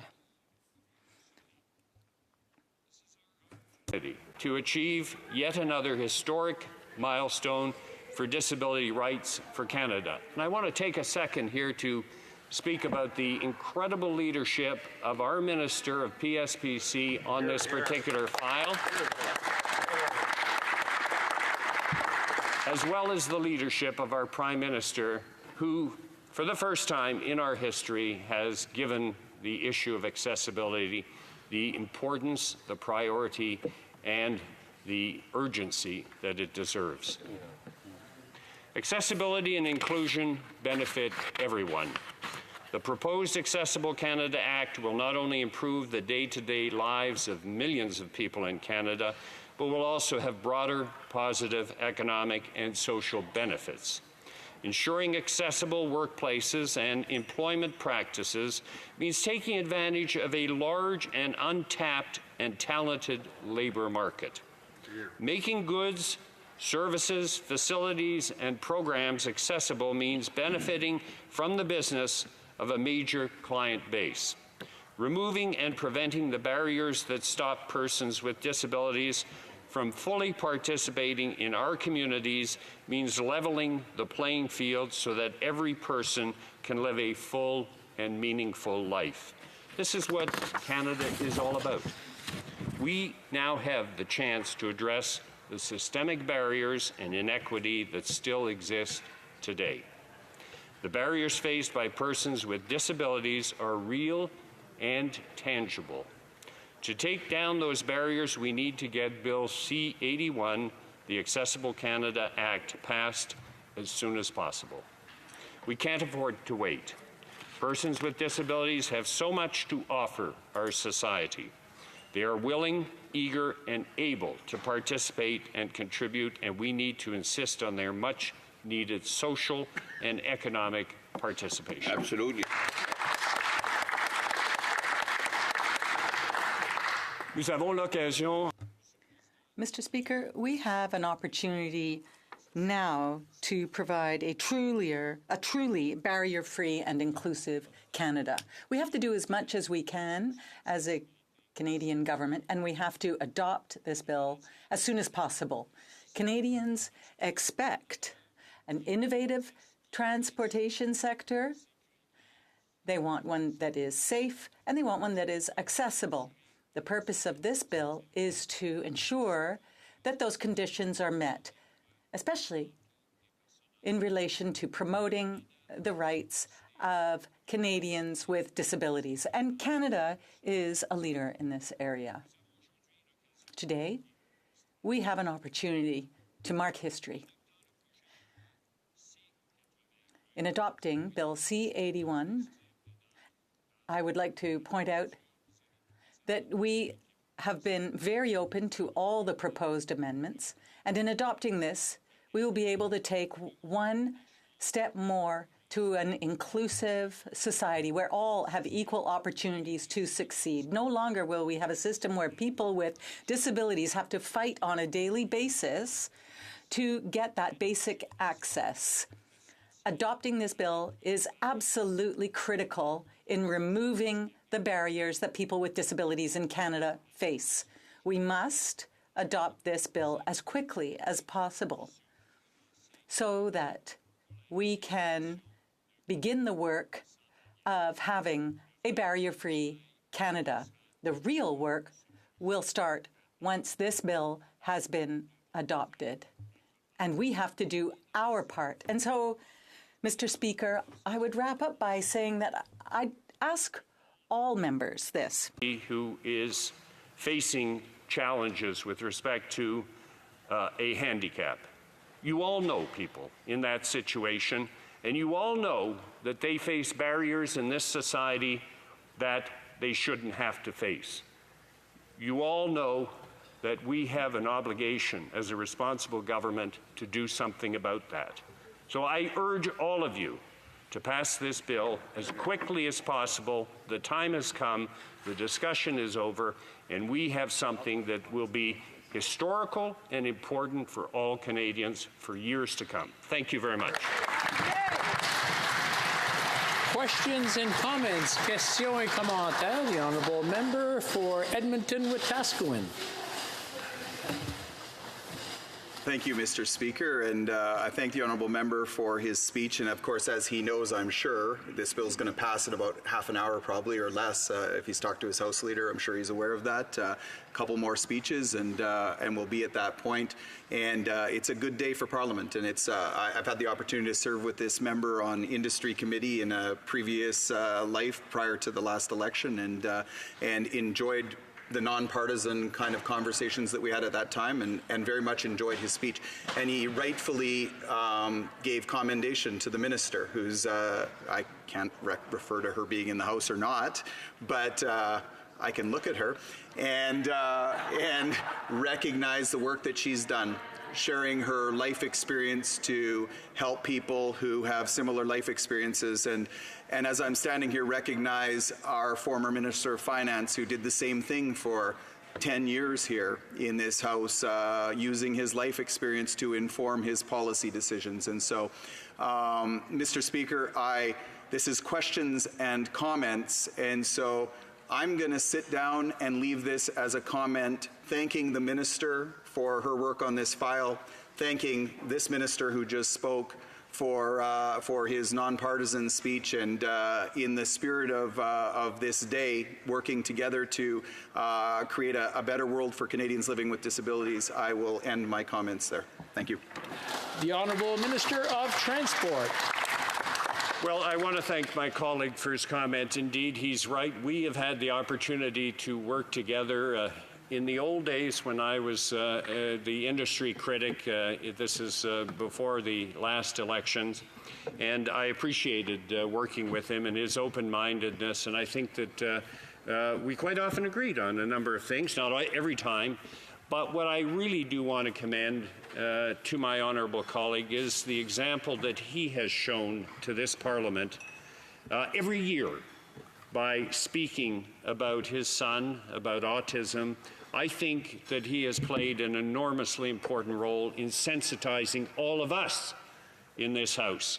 And so I want to commend him for his work and for his positive comments today. Thank you. Questions and comments. The Honourable Member for Richmond Centre. Thank you, Mr. Speaker. I'd like again to thank all the ministers who've put together and working with all parties for this very useful and timely bill. And as I mentioned earlier in another debate, that I also have married a person who's very smart, and then he's going through the challenge because he's losing his sight. But as I also mentioned, that seniors also age into disabilities. So I think that's something which the two ministers could also look into, that area where we can strengthen how we can help seniors who are not born disabled, or who do not have chronic diseases, and yet because of aging they age into disabilities. And I was in Australia. This is more a comment. I was in Australia looking at some of the job training programs on my own time and dime. And one of the very successful things they've done was to train adults who have autism, and they actually learned enough skill to be independent. I think I agree. My colleague, the Shadow Minister for Finance, that creating jobs and training opportunities for these adults who had autism or other challenges, is utterly important, because as soon as they had the financial independence, then everything goes well with them. So I like to also bring this to the attention to all of us, looking at those areas where we had adults, growing into that training program, so that they can be able people rather than disabled people. Thank you, Mr. Speaker. The Honourable Minister of Transport. And I'd like to thank my colleague for her comment, and she is very, very right. Sometimes we have a tendency to think of persons with disabilities as having been born with those disabilities, and that is sometimes the case. But she's quite right in pointing out that sometimes disabilities occur later in life, and also as people age. You sometimes age into disabilities. And I certainly remember watching my mother very, very closely before she died, and somebody that I remember in my youth as being very active and a tennis player and somebody who skied and somebody who brought up 4 children and was incredibly active. And knowing the frustration that she felt as she got older and could not move around and needed help to move around in the last 3 or 4 years of her life, and was also blind because of macular degeneration, which is a fairly common thing that happens when people get older. And so I sensed her frustration, and it closed her world. And she was no longer, even though she was past professional working age, it closed her world down. And it's important not only to think of what we're doing with this bill in terms of helping people to participate in professional lives, we also need to think of it in terms of the quality of their life after their professional life as they get older. So I thank the member for bringing that up. Questions and comments, questions et commentaires, the Honourable Government House Leader. Thank you, Mr. Speaker, for the opportunity to be able to ask the honourable member a question. And I know that this legislation has definitely shown leadership on behalf of this government as well as the minister responsible. What I would like to know, and what I know my constituents in the riding of Waterloo would like to know, is how is Transport Canada getting ahead of the measures in this act to ensure that more Canadians will be able to benefit and be part of a more inclusive and accessible Canada? Thank you, Mr. Speaker. Honourable Minister of Transport. So perhaps thank you, and I thank my colleague for the question, and perhaps I will give one example. One of the areas that is very much a responsibility of Transport Canada is passenger rail service, and at the moment the requirements that exist are very, very basic in terms of accessibility. There is a position in a passenger wagon that can accommodate a wheelchair, one wheelchair, and it can be challenging to get the person into the train itself. The VIA fleet, as you know, is being renewed, and we knew ahead of time that accessibility was going to be an important consideration, and as this VIA fleet is being replaced, we are providing a requirement for the capability for the person to stay in their chair and to be lifted up into the train, and to have one of the train passenger wagons capable of accommodating 2 wheelchairs side by side. And so these are examples of the things that we are thinking ahead so that when the new fleet begins to come in 2022, this kind of capability will be there. And we're talking to the airlines, and we will be talking to the bus services, the intercity bus services, to look at what measures we need to put in place in order to satisfy accessibility requirements. Questions and comments, questions et commentaires, Honourable Député. The Honourable Member for Mégantic-L'Érable. You have about 45 seconds to put your question, and I hope that we can get a 45-second answer for you. Thank you very much, Mr. Speaker, and I'd like to thank the Minister for his remarks. I just wanted to take this opportunity, because there are so many people listening to us, to talk about all the people who worked hard to bring this bill forward. But we mustn't forget that this bill is for federal organizations. And I hope that this bill will serve as an example for other large businesses and organizations, so that these organizations and businesses can also have accessibility plans, so that they are all more accessible, so that all workplaces are accessible for people facing mobility challenges. So I just wanted to pass this message on. It's a first step, but I think we're going to have to go even further. And I think that this bill could actually serve as an example for other sectors in Canada. The Honourable Minister of Transport, you have 45 seconds or less. I'd like to thank my colleague for his comment. He's absolutely right. The bill that we are bringing forward obviously covers the federal jurisdiction. However, there are other levels of government, and there are also other private sectors that also should be accessible to everyone. And the provinces are keeping an eye on us at this point in time. They're turning to us for leadership. They want to use us as an example. So I think it's very important that this bill go forward, because I am certain that the provinces will follow our example in their own areas of jurisdiction. And we already know that some municipalities have taken on their own initiatives. So there is a certain amount of momentum on accessibility. It's a very encouraging momentum. And I think that passing this bill will truly encourage other people to pay attention to these issues of accessibility. Thank you. Resuming debate. The Honourable Member for Mégantic-L'Érable. Thank you very much, Mr. Speaker. And I'd like to thank the Minister and the Ministers, actually, for all the work they've done on Bill C-81. But at the same time, Mr. Speaker, please allow me to acknowledge excellent work of the member for Bromont who motivated us, who mobilized us. My colleague is right beside me here now, and I think we need to give him a great round of applause for all his work, for the work of the member sitting beside me. Mr. Speaker, I really appreciate the opportunity to speak to this bill and perhaps to be the last one to speak to it, because I've always been very involved and interested in the issue of mobility and disabilities. Mr. Speaker, when I began out in my career, I was a radio host.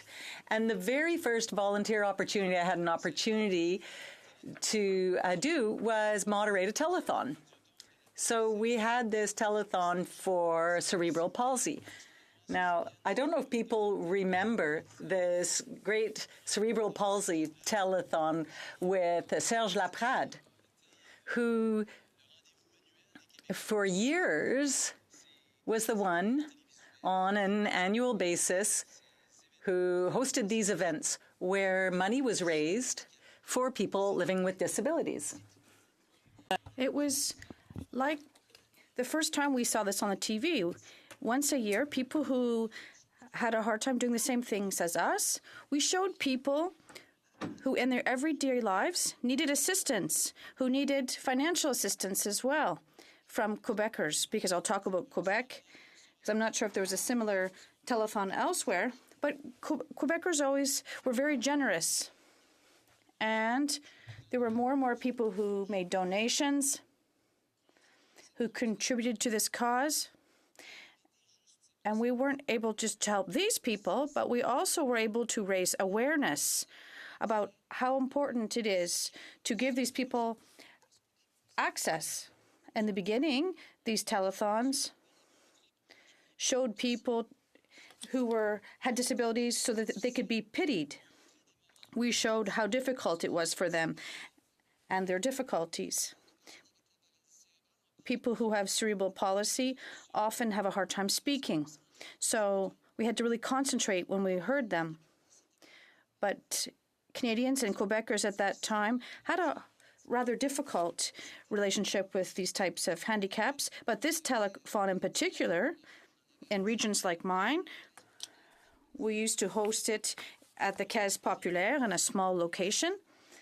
And we were able to group together people who had cerebral palsy, and they were able to talk with them. And we realized it was a lot of fun, this discussion. And in telethons and radio shows, that they had a hard time getting access to the building. We were doing activities for them, but they couldn't enter the building. And that was one of the first decisions we made as a volunteer organization, to build a ramp so that people we wanted to help could access the area so that we could help these people, so we could raise funds for them. So that was one of the objectives of the bill I'll talk about later. We want people to be with us. I really liked this telethon experience, so much so that I became the chair of the Cerebral Palsy Association in my riding in Thetford Mines. There's a small association there that managed to gather $50,000 or $80,000 a year, and it does miracles with this money. Buildings cost a lot of money. more than $100,000 a year. So I became chair of this association. And one of the first things we did was to increase the number of people on our board who had these disabilities. And this is one of the bills that affected me the most. We don't want to impose things on people who have various disabilities. No, we want to work with them to find solutions. Because sometimes, Mr. Speaker, we may think an idea is really brilliant, we should do something, and then sometimes it's not at all useful for people who actually have the disability. So for me, this was my first experience in the volunteer world, but it was also a real contact with people who were different and contact with people who had things to say. These people wanted to do things, and they were really extraordinary individuals. And since that time, since I did that volunteer work, my eyes are opened. Everywhere I go, in every organization, in every public building, when I do athletics or leisure activities, I always think, can everyone access this area? Can everyone come here? Can everyone do this sport? Can everyone work here? And then we realize, Mr. Speaker, that unfortunately, there's still much progress to be made. Still a lot of work to be done. And even though I agree entirely with the legislation in front of us, this is a first step. The funding that's in this legislation and all the goodwill is only a small step forward. It's only a small gesture. Yes, it is a gesture, but there's still something that had to be done. But I started in 1985 doing volunteer radio work, but now it's 2019 and we're still trying to establish accessibility programs. And I was lucky to work with people with disabilities, and I can tell you that this doesn't make sense. How come we're still at this stage today tabling legislation about accessibility? This should be something that should already be normal. We shouldn't have to be wondering about accessibility plan. It should be part of the architectural plan of every location. And that is why I'm very honored this evening to speak to this bill. And when you do volunteer work, you always remember what you do. I was mayor of Thetford Mines, and one of the first things I did was to go around all the municipal buildings and to see whether they were accessible or not. And I was a mayor there for 7 years, and the city building there was not accessible, and it still isn't. And I wasn't able to make it accessible. It was difficult. It required a lot of money, a lot of investment. And another message that we can send is that for every infrastructure program, there should always be a separate budget for accessibility for public buildings to make sure all buildings are accessible. Because if there isn't one, it's hard to convince other people who haven't had this experience, this volunteer experience, like I did. It's hard to convince them to invest a rather large sum of money if there's one person in the community who wants to come to the city building once a year. It's hard to explain to them why we need to spend so much money. It's hard to convince your colleagues around the table to do this, and I wasn't able to do so, Mr. Speaker. But we said we would move the municipal room, and then the next time we'll hold the council on the main floor, and it'll be more accessible. But we weren't able to find the funding to build a new building, a city building, City Hall, but that's where we are today. Everyone who works at these organizations, at Crown corporations, everyone should have to have this in mind.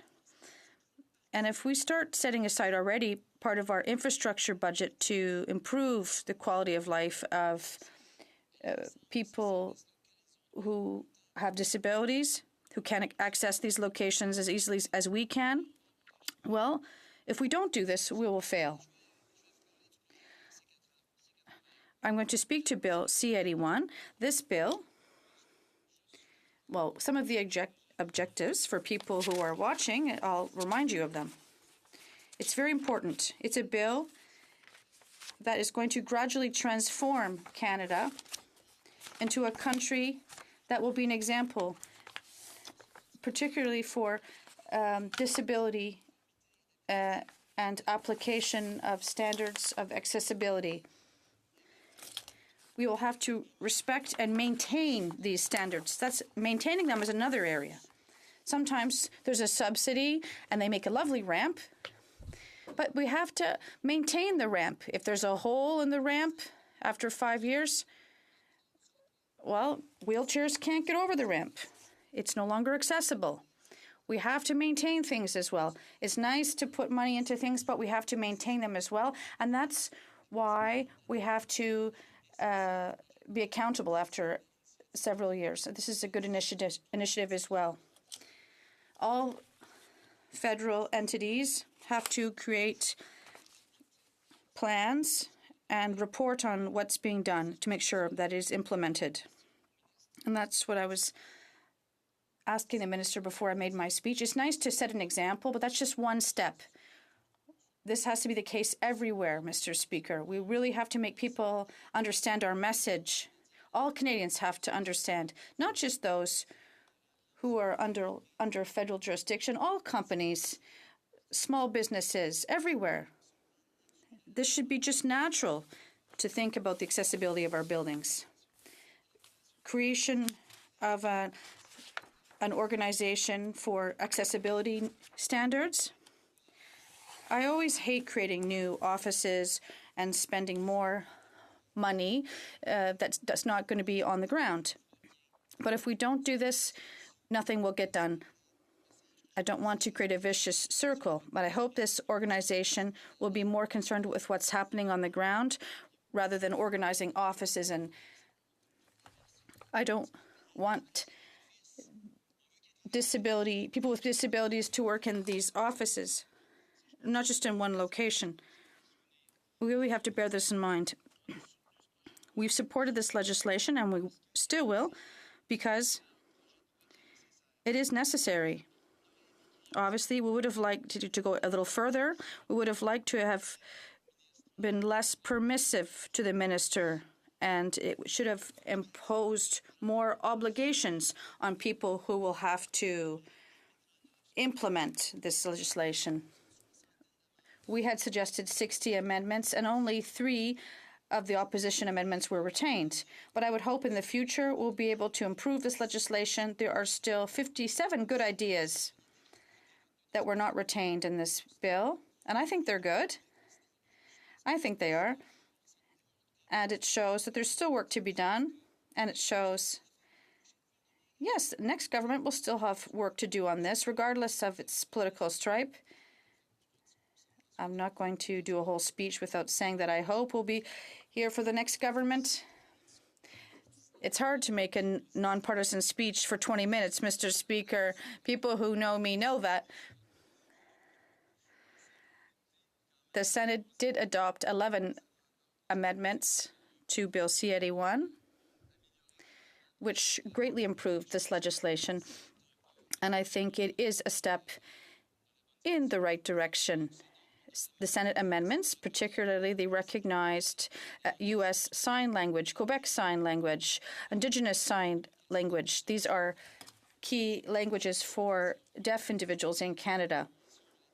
And there's also a convention, a UN convention for people with disabilities that was ratified by Mr. Harper in 2018. And if at all possible, well, I hope ministers will, when they implement it, will change the may to must. If they want to, they can do it. They may do it, it says, or they can. Mr. Speaker, these new standards, as I said, will apply to entities, but I would like to some entities, but I'd like it to be more widespread. I would like everyone to have a better life. Allow me to read, in conclusion, a few extracts from a letter with regard to that was signed by several organizations, and this open letter congratulates the minister. But it also mentions something I liked from Senator Chantal Petitclerc. The amendments made has a slogan. Nothing for us without us, the slogan says. And that's what has to guide us. It has to guide all ministers. It has to guide directors of agencies, anyone who has to implement this accessibility legislation has to bear this in mind. These are good ideas that can come from people like us who don't have a disability, but if we think we have the solution, that's often not the case. We have to ask people who are living with disabilities to tell us what the solution is and what we should do to help them. And sometimes, Mr. Speaker, I've already seen this, it can cost us a lot less money than if we use our own solutions. They don't necessarily want the biggest Cadillac or fancy location. They just want to be like us, to be able to live their lives and to thrive. And that's the best way to go through them. Mr. Speaker, I'll conclude by mentioning that there are several organizations that are asking for quick implementation of this legislation, and I'll name them because these are organizations that deserve to be recognized for their work in this entire process for C81. The Council of Canadians with Disabilities. Law Center, Federal Accessibility Legislation Alliance, Citizen with Disability Ontario, Ontario Autism Coalition, Spinal Cord Injury Canada, Stop Gap Foundation, Travel for All, Older Women's Network, Physicians of Ontario Neurodevelopment Advocacy, Barrier Free Canada, Canada Sans Barrières, BC Coalition of People Who Use Guide Dogs, Keremeos Measuring Up Team, National Coalition of People Who Use Guide and Service Dogs in Canada, the Project Group Consulting Cooperative, Views Ontario for the Vision Impaired Doing It Blind, Communication Disability Access Canada, British Columbia Aboriginal Network on Disability Society, Deafblind Ontario Services, March of Time Canada, North Saskatchewan Independent Living Centre, Peterborough Council for Persons with Disabilities, Québec Accessible, CNIB Foundation, Ontario, Québec, Electromagnetic Pollution Illnesses Canada Foundation, Ontario Federation for Cerebral Palsy, Rickenson Foundation. C'est juste un petit nombre. This is just a few of them. But these people were involved. They worked hard to make sure we change the way we do things and our habits. Myself, I was a member of one of these organizations before, and we still have a lot of work to be done. But these organizations are doing so much work. They work with their customers. They work to make sure they convince the government to change things, and they also work to get funding. Often they don't have a lot of operating budget, but they also make a difference in the lives of many people, people with disabilities, as I've mentioned. I will conclude with that, and I'd like to thank everyone who was involved in this bill, C81, and I'd like to remind you that 57 amendments could have been adopted, and they could have made this legislation even better. But once again, this is a step in the right direction. So I'd like to thank all of my colleagues who worked on the committee, who did everything they could to get the message out for people who couldn't be there. And that is our role as parliamentarians, to speak for those who cannot speak for themselves. And these people have to be able to go where they want, when they want. Thank you, Mr. Speaker. Questions and comments? L'honorable député. The honourable member for Saint-Hyacinthe-Bagotte. Thank you, Mr. Speaker. I'd like to thank... Sorry? May I speak? You shouldn't scream while I'm speaking. Thank you, Mr. Speaker. May I speak? Thank you. Sorry. Sorry. The honourable member for Saint-Hyacinthe-Magog. Thank you, Mr. Speaker. I'd like to thank my colleague for his speech. He provided testimony for the most part in this speech.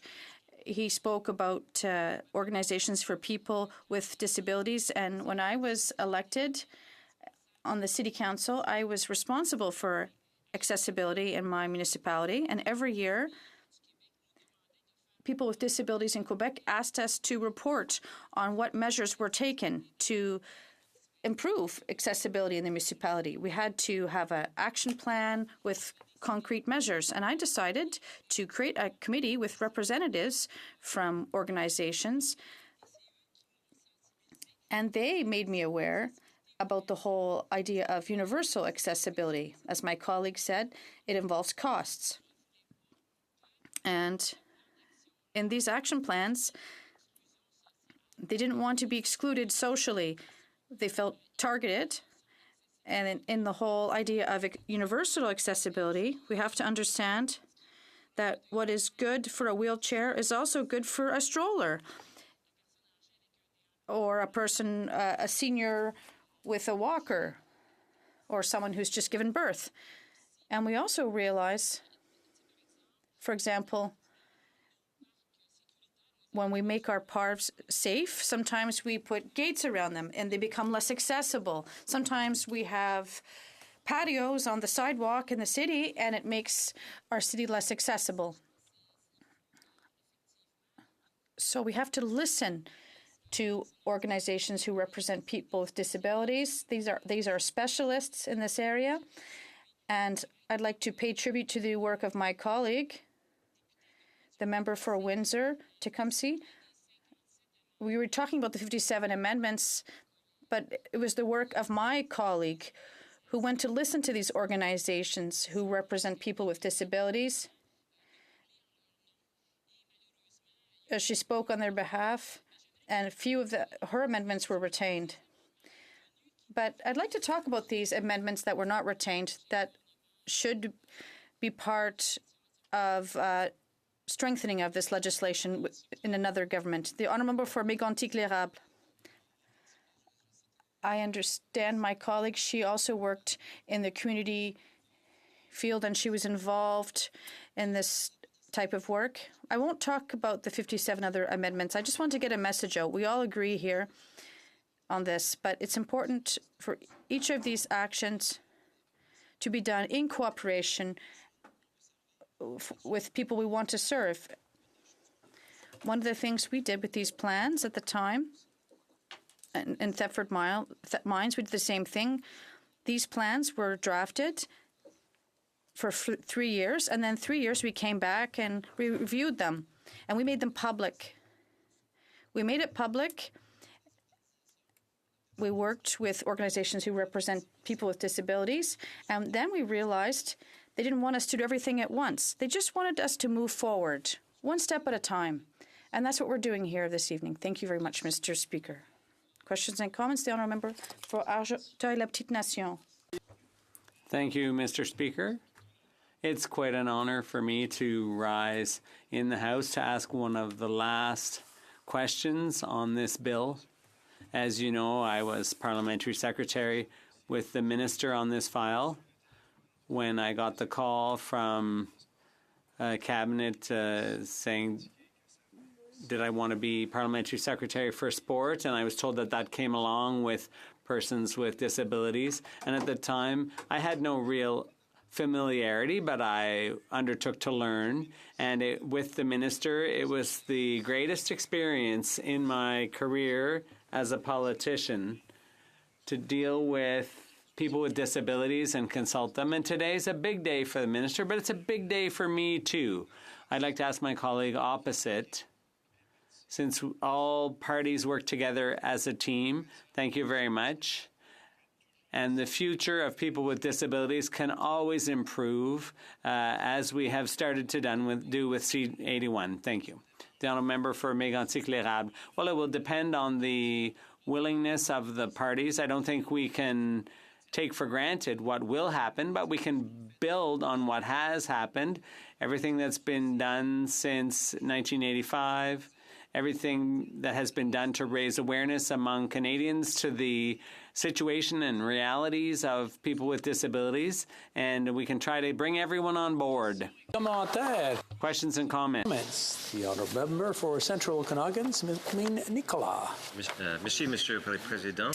Thank you, Mr. Speaker. I'd like to extend my congratulations to my colleague for his speech, particularly the fact that he was right about Canadians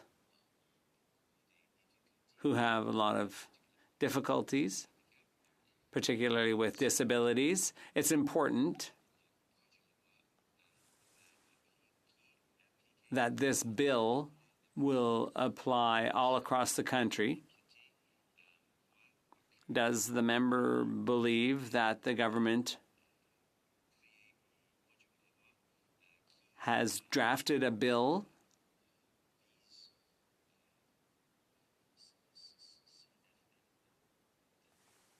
objective that will meet the goal? Thank you. The Honourable Member for Mégantic-L'Érable. Thank you, Mr. Speaker. Allow me. You know what, Mr. Speaker, my colleague spoke better French than I am able to say the name of his riding. Thank you very much for the question. And I understood it fully. I understood everything he said. I really got the gist of his question. And my answer is that this bill is a step in the right direction. We can't say that by passing this bill, all the problems are solved. There's still a lot of work to be done. There's a lot of work to be done by departments, agencies, ministries, and so on. We've set the path out. Parliamentarians have done their work, but now governments and organizations have to deliver the goods. They have to make sure that the paper this bill is written on becomes reality as quickly as possible. Thank you. Comments, questions et commentaires. The Honourable Minister of Public Services. Thank you, Mr. Speaker. I'd first like to acknowledge the number of Canadians with disabilities, their advocates, their interpreters that are here on the Hill today, and we're here all day yesterday. So thank you very much to everybody. And thank everyone in this House for recognizing the importance of this legislation. And yes, of course, we can always do better, and we will strive to do so, but this is a very important first step. So I thank everyone here today for taking this journey with us. Thanks to the many who have come before me personally and allowed our country to be one where someone with a significant physical disability can be in cabinet and do this great work on their behalf. Thank you very much. L'honorable député de... The Honourable Member for Mégantic-L'Érable. Mr. Speaker, it's a pleasure for me to have the last word. Thanks to the Minister and all my colleagues who did indeed work very hard on bringing this bill into being, and the work starts now. Questions et commentaires. Questions and comments. We have time for a very short question if there is one. OK, c'est bon, on n'a pas. There are none. Okay. La Chambre est-elle prête? Is the House ready for the question? The question is the following one. Ms. Qualtrough, seconded by Mr. Macaulay Cardigan, moves that the amendments made by the Senate to Bill C-81, an act to ensure a barrier-free Canada, be now read a second time and concurred in. Motion. Adopted.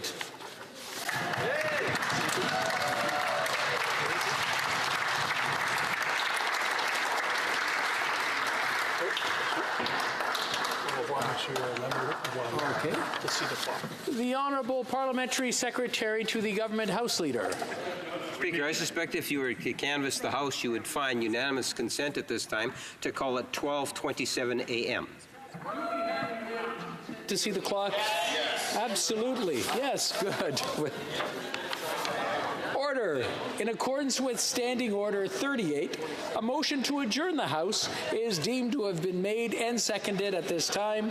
Therefore, the question is that this House do now adjourn. Now, before we go on, we want to remind everyone that there are members who have statements to make and they have debate. The Honourable Member for Renfrew, Nipissing, Pembroke. A right to know exactly what the new Liberal carbon tax is going to cost them. In refusing to release Finance Department studies paid by taxpayers, the Liberal Party is telling Canadians carbon taxes will continue to increase. Here are the facts. At the rate the Liberal carbon tax kicked in at on April 1st of this year, the $20 a ton carbon tax now being collected will not come anywhere near the Paris Accord targets. To meet the Paris goals, the Liberal carbon tax will rise to $200 a ton. The carbon tax is a consumption tax, just like the HST. If blended with the HST, it would have to rise another 6% to comply with the Paris Accord. That means residents in Ontario will be paying a rate of 19%.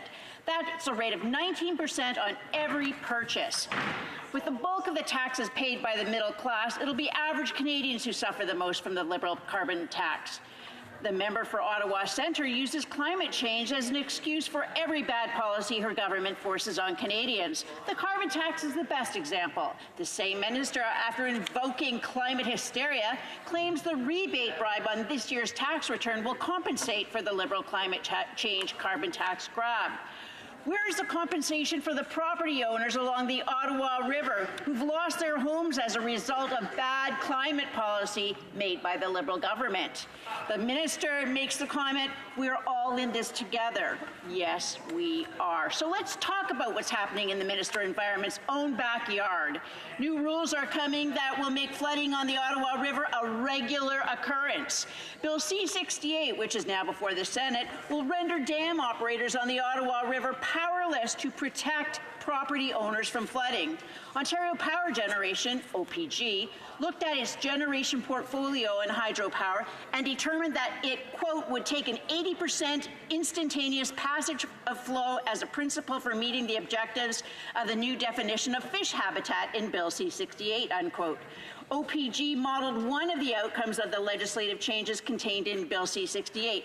OPG testified before Parliament that had the new rules been in place during this year's flooding, quote, one of the outcomes was that the City of Montreal would have been under a meter more of water if we had not the ability to store water on the watershed because of flooding in the Great Lakes, unquote. What little authorities can do to control the Ottawa River levels will be removed by Bill C-68. And Raphael Audouin, President Water Power Canada and the Canadian Electricity Association added that, quote, if Bill C-68 is passed in its current form, its impact on our industry's ability to operate its current stations and build new ones will be catastrophic, unquote.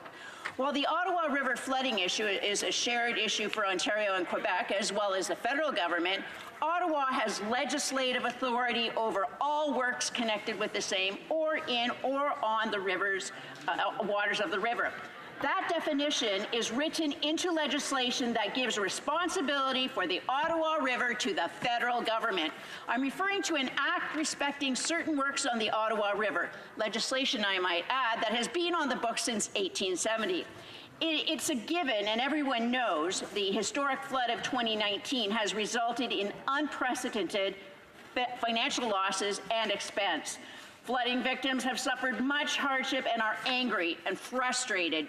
Flooding victims are grateful for the help being provided by emergency response teams at all levels of government, including volunteers and soldiers from Garrison Petawawa. However, now is the time to start talking solutions, or 2020 will be worse than the flood of 2019. The Honourable Parliamentary Secretary to the Minister of the Environment. Mr. Speaker, I find it astounding to sit here at this hour of the evening to listen to so many falsehoods peddled by the honourable member. I'll give her the benefit of the doubt and assume that she believes them to be true, but I'd like to correct the record. Mr. Speaker, before I get into the specifics of her remarks, I'd like to just state, and it's shameful that I even have to start here, that climate change is real, that it's caused primarily by human activities, and that we have an obligation and an opportunity to do something about it. We know, based on the advice of world-leading experts in climate science and climate policy, that the most effective thing we can do to transition to a low-carbon economy is to put a price on pollution. But we also know that affordability for families in Canada is paramount. That's why we're returning the revenues to families directly, and 8 out of 10 families in the honourable member's province are going to have more money at the end of the year. She does not have to take my word for it. I'd invite her to read the report of the Parliamentary Budget Officer. If she can't find a copy, I will provide one to her gladly. It confirms not only what we've been saying, that 8 out of 10 families will be left better off at the end of the year, but the only families that will be out of pocket will be the wealthiest 20% of families in any province where the federal backstop applies. Mr. Speaker, this is important. We've taken great efforts to ensure that affordability remains paramount. And this is the theme of our government, with the Canada Child Benefit putting more money in the pockets of 9 out of 10 Canadian families, with a middle-class tax cut that raised taxes on the wealthiest 1%, with the Guaranteed Income Supplement that helps the lowest income single seniors make life more affordable. I note in particular that Conservative caucus voted against each of these measures. But, Mr. Speaker, it's important when we're dealing with the economic impact of our plan to put a price on pollution that we examine the results that other jurisdictions have experienced. The long story short, Mr. Speaker, it does not have a drag effect on the economy. If anything, it creates opportunities in the green economy. The province of Saskatchewan has actually been found to be burying a report that confirms that the economic impact would be minimal if it could be discerned at all. Mr. Speaker, our plan to put a price on pollution is based on the advice of folks like Professor William Nordhaus, who actually won the Nobel Prize last year for developing the kind of approach we're now implementing. Conservatives such as Preston Manning support our approach. Mark Cameron, Stephen Harper's former Director of Policy, supports this approach. Even Doug Ford's Chief Budget Advisor has testified before the Senate in this Parliament saying that the single most effective thing we can do to transition to a low-carbon economy is to put a price on pollution. Mr. Speaker, the honourable member said the cost would have to rise to $200 a tonne. This figure is seemingly made up. It's false. We've been clear and transparent with our plan to put a price on pollution starting at $20 a tonne that will rise to $50 by 2022. To say that we're going further than that is not based on fact. I don't know where the number comes from. She seems to be making it up. Mr. Speaker, she's indicated average Canadians will be impacted most. That is simply false. I pointed her earlier to the Parliamentary Budget Officer's report. I've seen her now blame Liberal policy for the floods that exist in the province of Ontario when she won't actually acknowledge the science behind it that actually demonstrates that human activity is causing climate change. Mr. Speaker, I hope sincerely, for the sake of the honesty in this debate, that the honourable member during her 1-minute rebuttal will stand up and acknowledge climate change is real, it's driven primarily by human activities, and that we have an obligation as legislators to do something about it. I'd ask that she not go down the path of Doug Ford, who complains, makes cuts left and right, has cut a budget for planting 50 million trees, has cut conservation projects, has dismantled the system they had in place that was creating good jobs and boosting the green economy in that province, and dismantled the flood protections they had in place, and then put his hands up in the air and said, it seems there must be something happening with these floods. The something that's happening is climate change. It's driven by people. I invite the honourable member to stand up and acknowledge that, rather than stand here in solitude being the only member who voted against Canada's adherence to the Paris Agreement in this chamber. The honourable member for Renfrew, Nipissing, Pembroke. It's the position of the Prime Minister when he showed up for a photo op with his children at Constance Bay on the Ottawa River that flooding is due to man-made global warming. Flood victims are asking, do we really want to go through this every year, understanding that climate change issues won't soon be resolved by this government? One thing we know for sure is that climate change is a world issue and not one caused by the flood victims. Given that the Liberal leader was quite happy to fly to Paris and give Canadian taxpayers dollars to help rebuild Notre Dame Cathedral and hand out millions in deficit dollars to respond to climate change in other countries, a just and equitable financial settlement for flood victims is reasonable. We're all in this together. It's time to look after the needs of Canadians. The Honourable Parliamentary Secretary. Mr. Speaker, the honourable member suggests that we're all in this together, but she seems to have put herself on an island by opposing Canada's participation in the global effort to reduce our emissions in order to protect our environment, not just for ourselves, but for our kids and our grandkids. Mr. Speaker, I would point the honourable member not only to the documents I referred to in my opening remarks, but if she wants to have a deep dive, please read the Saskatchewan Court of Appeal court decision that came out just recently examining the constitutionality of our pricing mechanism, where they said that pricing GHG emissions is not just part and parcel of an effective climate change policy, but an essential aspect to reduce global emissions. Mr. Speaker, we are moving forward with a plan that's going to reduce emissions, put more money in the pockets of families, and put people to work at the same time. I encourage the honourable member to join us in the 21st century. The honourable member for Saint-Hyacinthe Bagot. Thank you, Mr. Speaker. I recently asked the Minister of Families, Children and Social Development how it is that in a country as rich as ours, 1.4 million children are still living in poverty, and over a third of those children rely on food banks. These statistics are alarming and unacceptable. In its report in 2018 on food banks in Quebec, that report shows that meals to children have increased by 48.5% since 2013, and 37.8% of households served by food banks have children. Figures for my riding, provided by La Moisson Mascoutaine, show that 34.1% of people relying on food banks are children aged under 17. That's 1/3. That's huge. Food banks across Canada do outstanding work, and I'd like to take the time here in the House of Commons to thank them for their dedication and hard work. I'd particularly like to thank organizations in my own riding, the volunteers, the board members, and people who work there on a daily basis. They make life better for people in my riding. When it comes to food support, I'm thinking of the St. Hyacinthe Volunteer Centre, the Acton Vale Volunteer Centre, the Comptoir Partage l'Ami, and La Moisson Mascoutaine. We also have in our riding a number of organizations who every day do outstanding work with people who have huge needs. I'm thinking of La CEF Montérégie Est, Centre Louise Bibot, and La Clé sur la Porte. Last March, in connection with this report, La Moisson Mascoutaine did a census of food support provided to 2,300 people in the riding, including some 200 children. La Moisson Mascoutaine distributed some 31,751 kilograms of food to 13 organizations in the field, thereby meeting the needs of thousands of families and single people living with food insecurity. More specifically, these 2,300 people received food support in that month alone. Their work is colossal and essential, and I thank them for it. I'd also like to take the time to thank the organizations who work with children and young people and give them great support. I'd like to thank the members of these organizations, their volunteers, and their boards of administration. And I'm thinking of Sylvie Joubert, Martin Rivard, Sylvie Cahouette from the Optimist Club in Acton Vale, Sylvie Carbonneau and Linda Proux of the Optimist Club in Saint-Hyacinthe and Douville, and more specifically of their activities in connection with Hommage à la Jeunesse.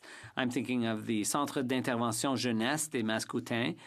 I'm thinking of Espace Carrière, the Big Brothers and Big Sisters, and the Young Gay Adults Association, and Maison La Baluchon, where I worked for some 10 years, among many other organizations. I'm also thinking of everyone in the riding who works with youth and children in order to make life better for them. I'm also thinking of La Maison Jeunesse Auxibule, La Maison des Jeunes de Saint-Hyacinthe, the Maison des Jeunes d'Acton Vale, Maison des Jeunes des Quatre Vents, la Table de Concertation Jeunesse Mascoutaine, and Grand Galop under the leadership of Chantal Pelletier. Just a simple thank you is obviously nothing compared to the amazing work they do, and I'm well aware of that. I'd like to reassert my greatest support for them and my huge admiration. These are people who make me proud to be the citizen and a member of Parliament for this riding.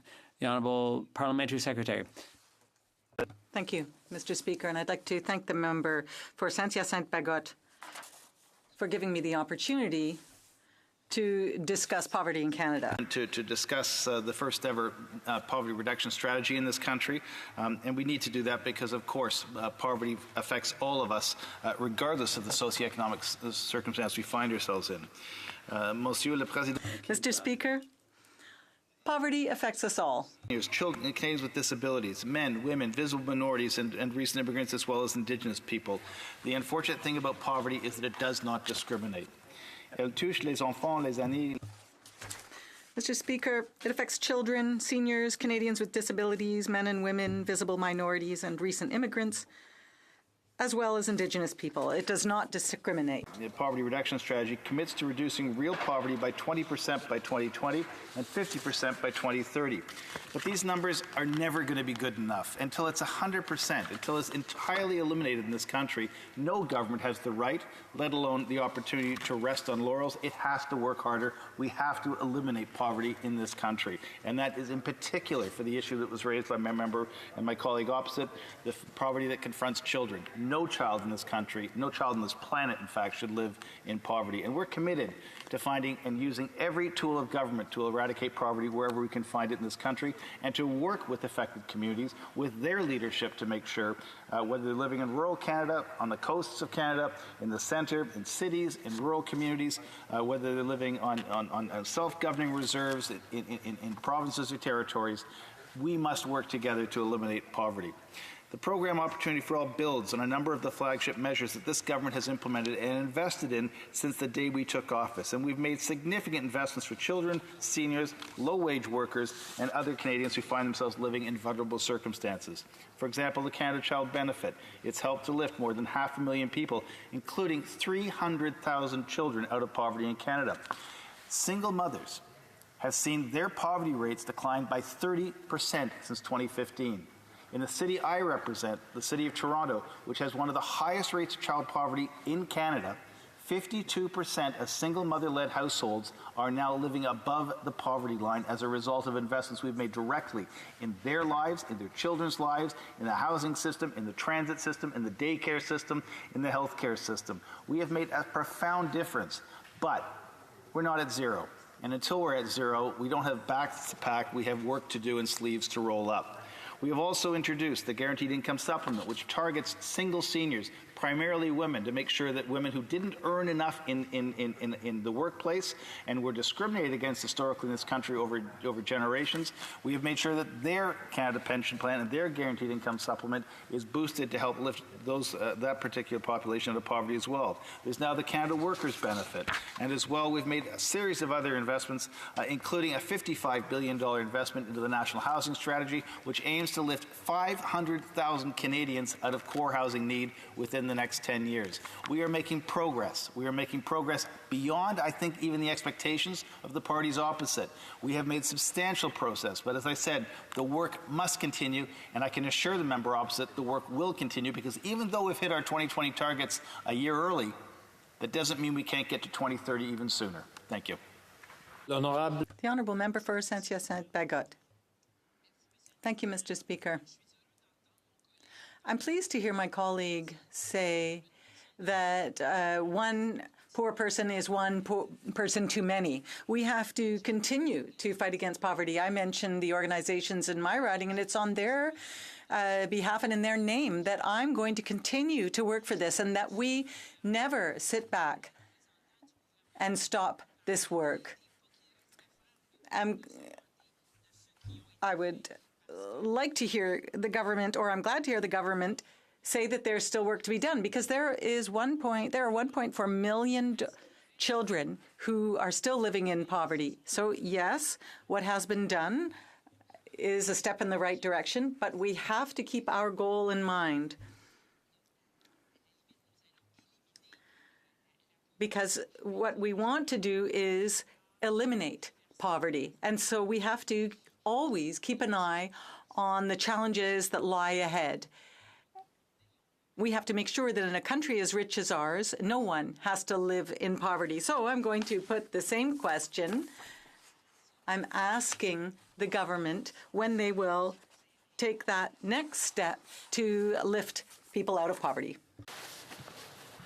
Thank you. And I do want to honestly thank the member opposite. She has been a strong, steady, and a consistent voice on the issues of social justice, and in particular on eliminating poverty, not just in her riding, but in ridings right across the country. And I have a great deal of respect and affection for the persistence and the dedication that she shows to this. But I also have a concern that has to be spoken to, because as good as our government's been, and as hard as our government's work, and as strong as the investments in childcare and housing and poverty reduction and the Canada Child Benefit have been, we have provincial governments now at power in this country, in particular in the province that I come from, that have literally declared war on children's services. In the province that I come from, as we step forward as a federal government and do all the good things we're doing, we've got a government that has cut teachers in classrooms, cut libraries for students, cut meal programs for children. They have cut the child advocate, the very person who advocates for children in the province of Ontario. They have cut program after program after program, and the people that are bearing the brunt of this slash and burn campaign to wipe out services that support kids in vulnerable situations is the Conservative Party of Ontario. And if Mr. Ford continues, the motion to adjourn the House is now deemed to have been adopted. La Chambre demeure.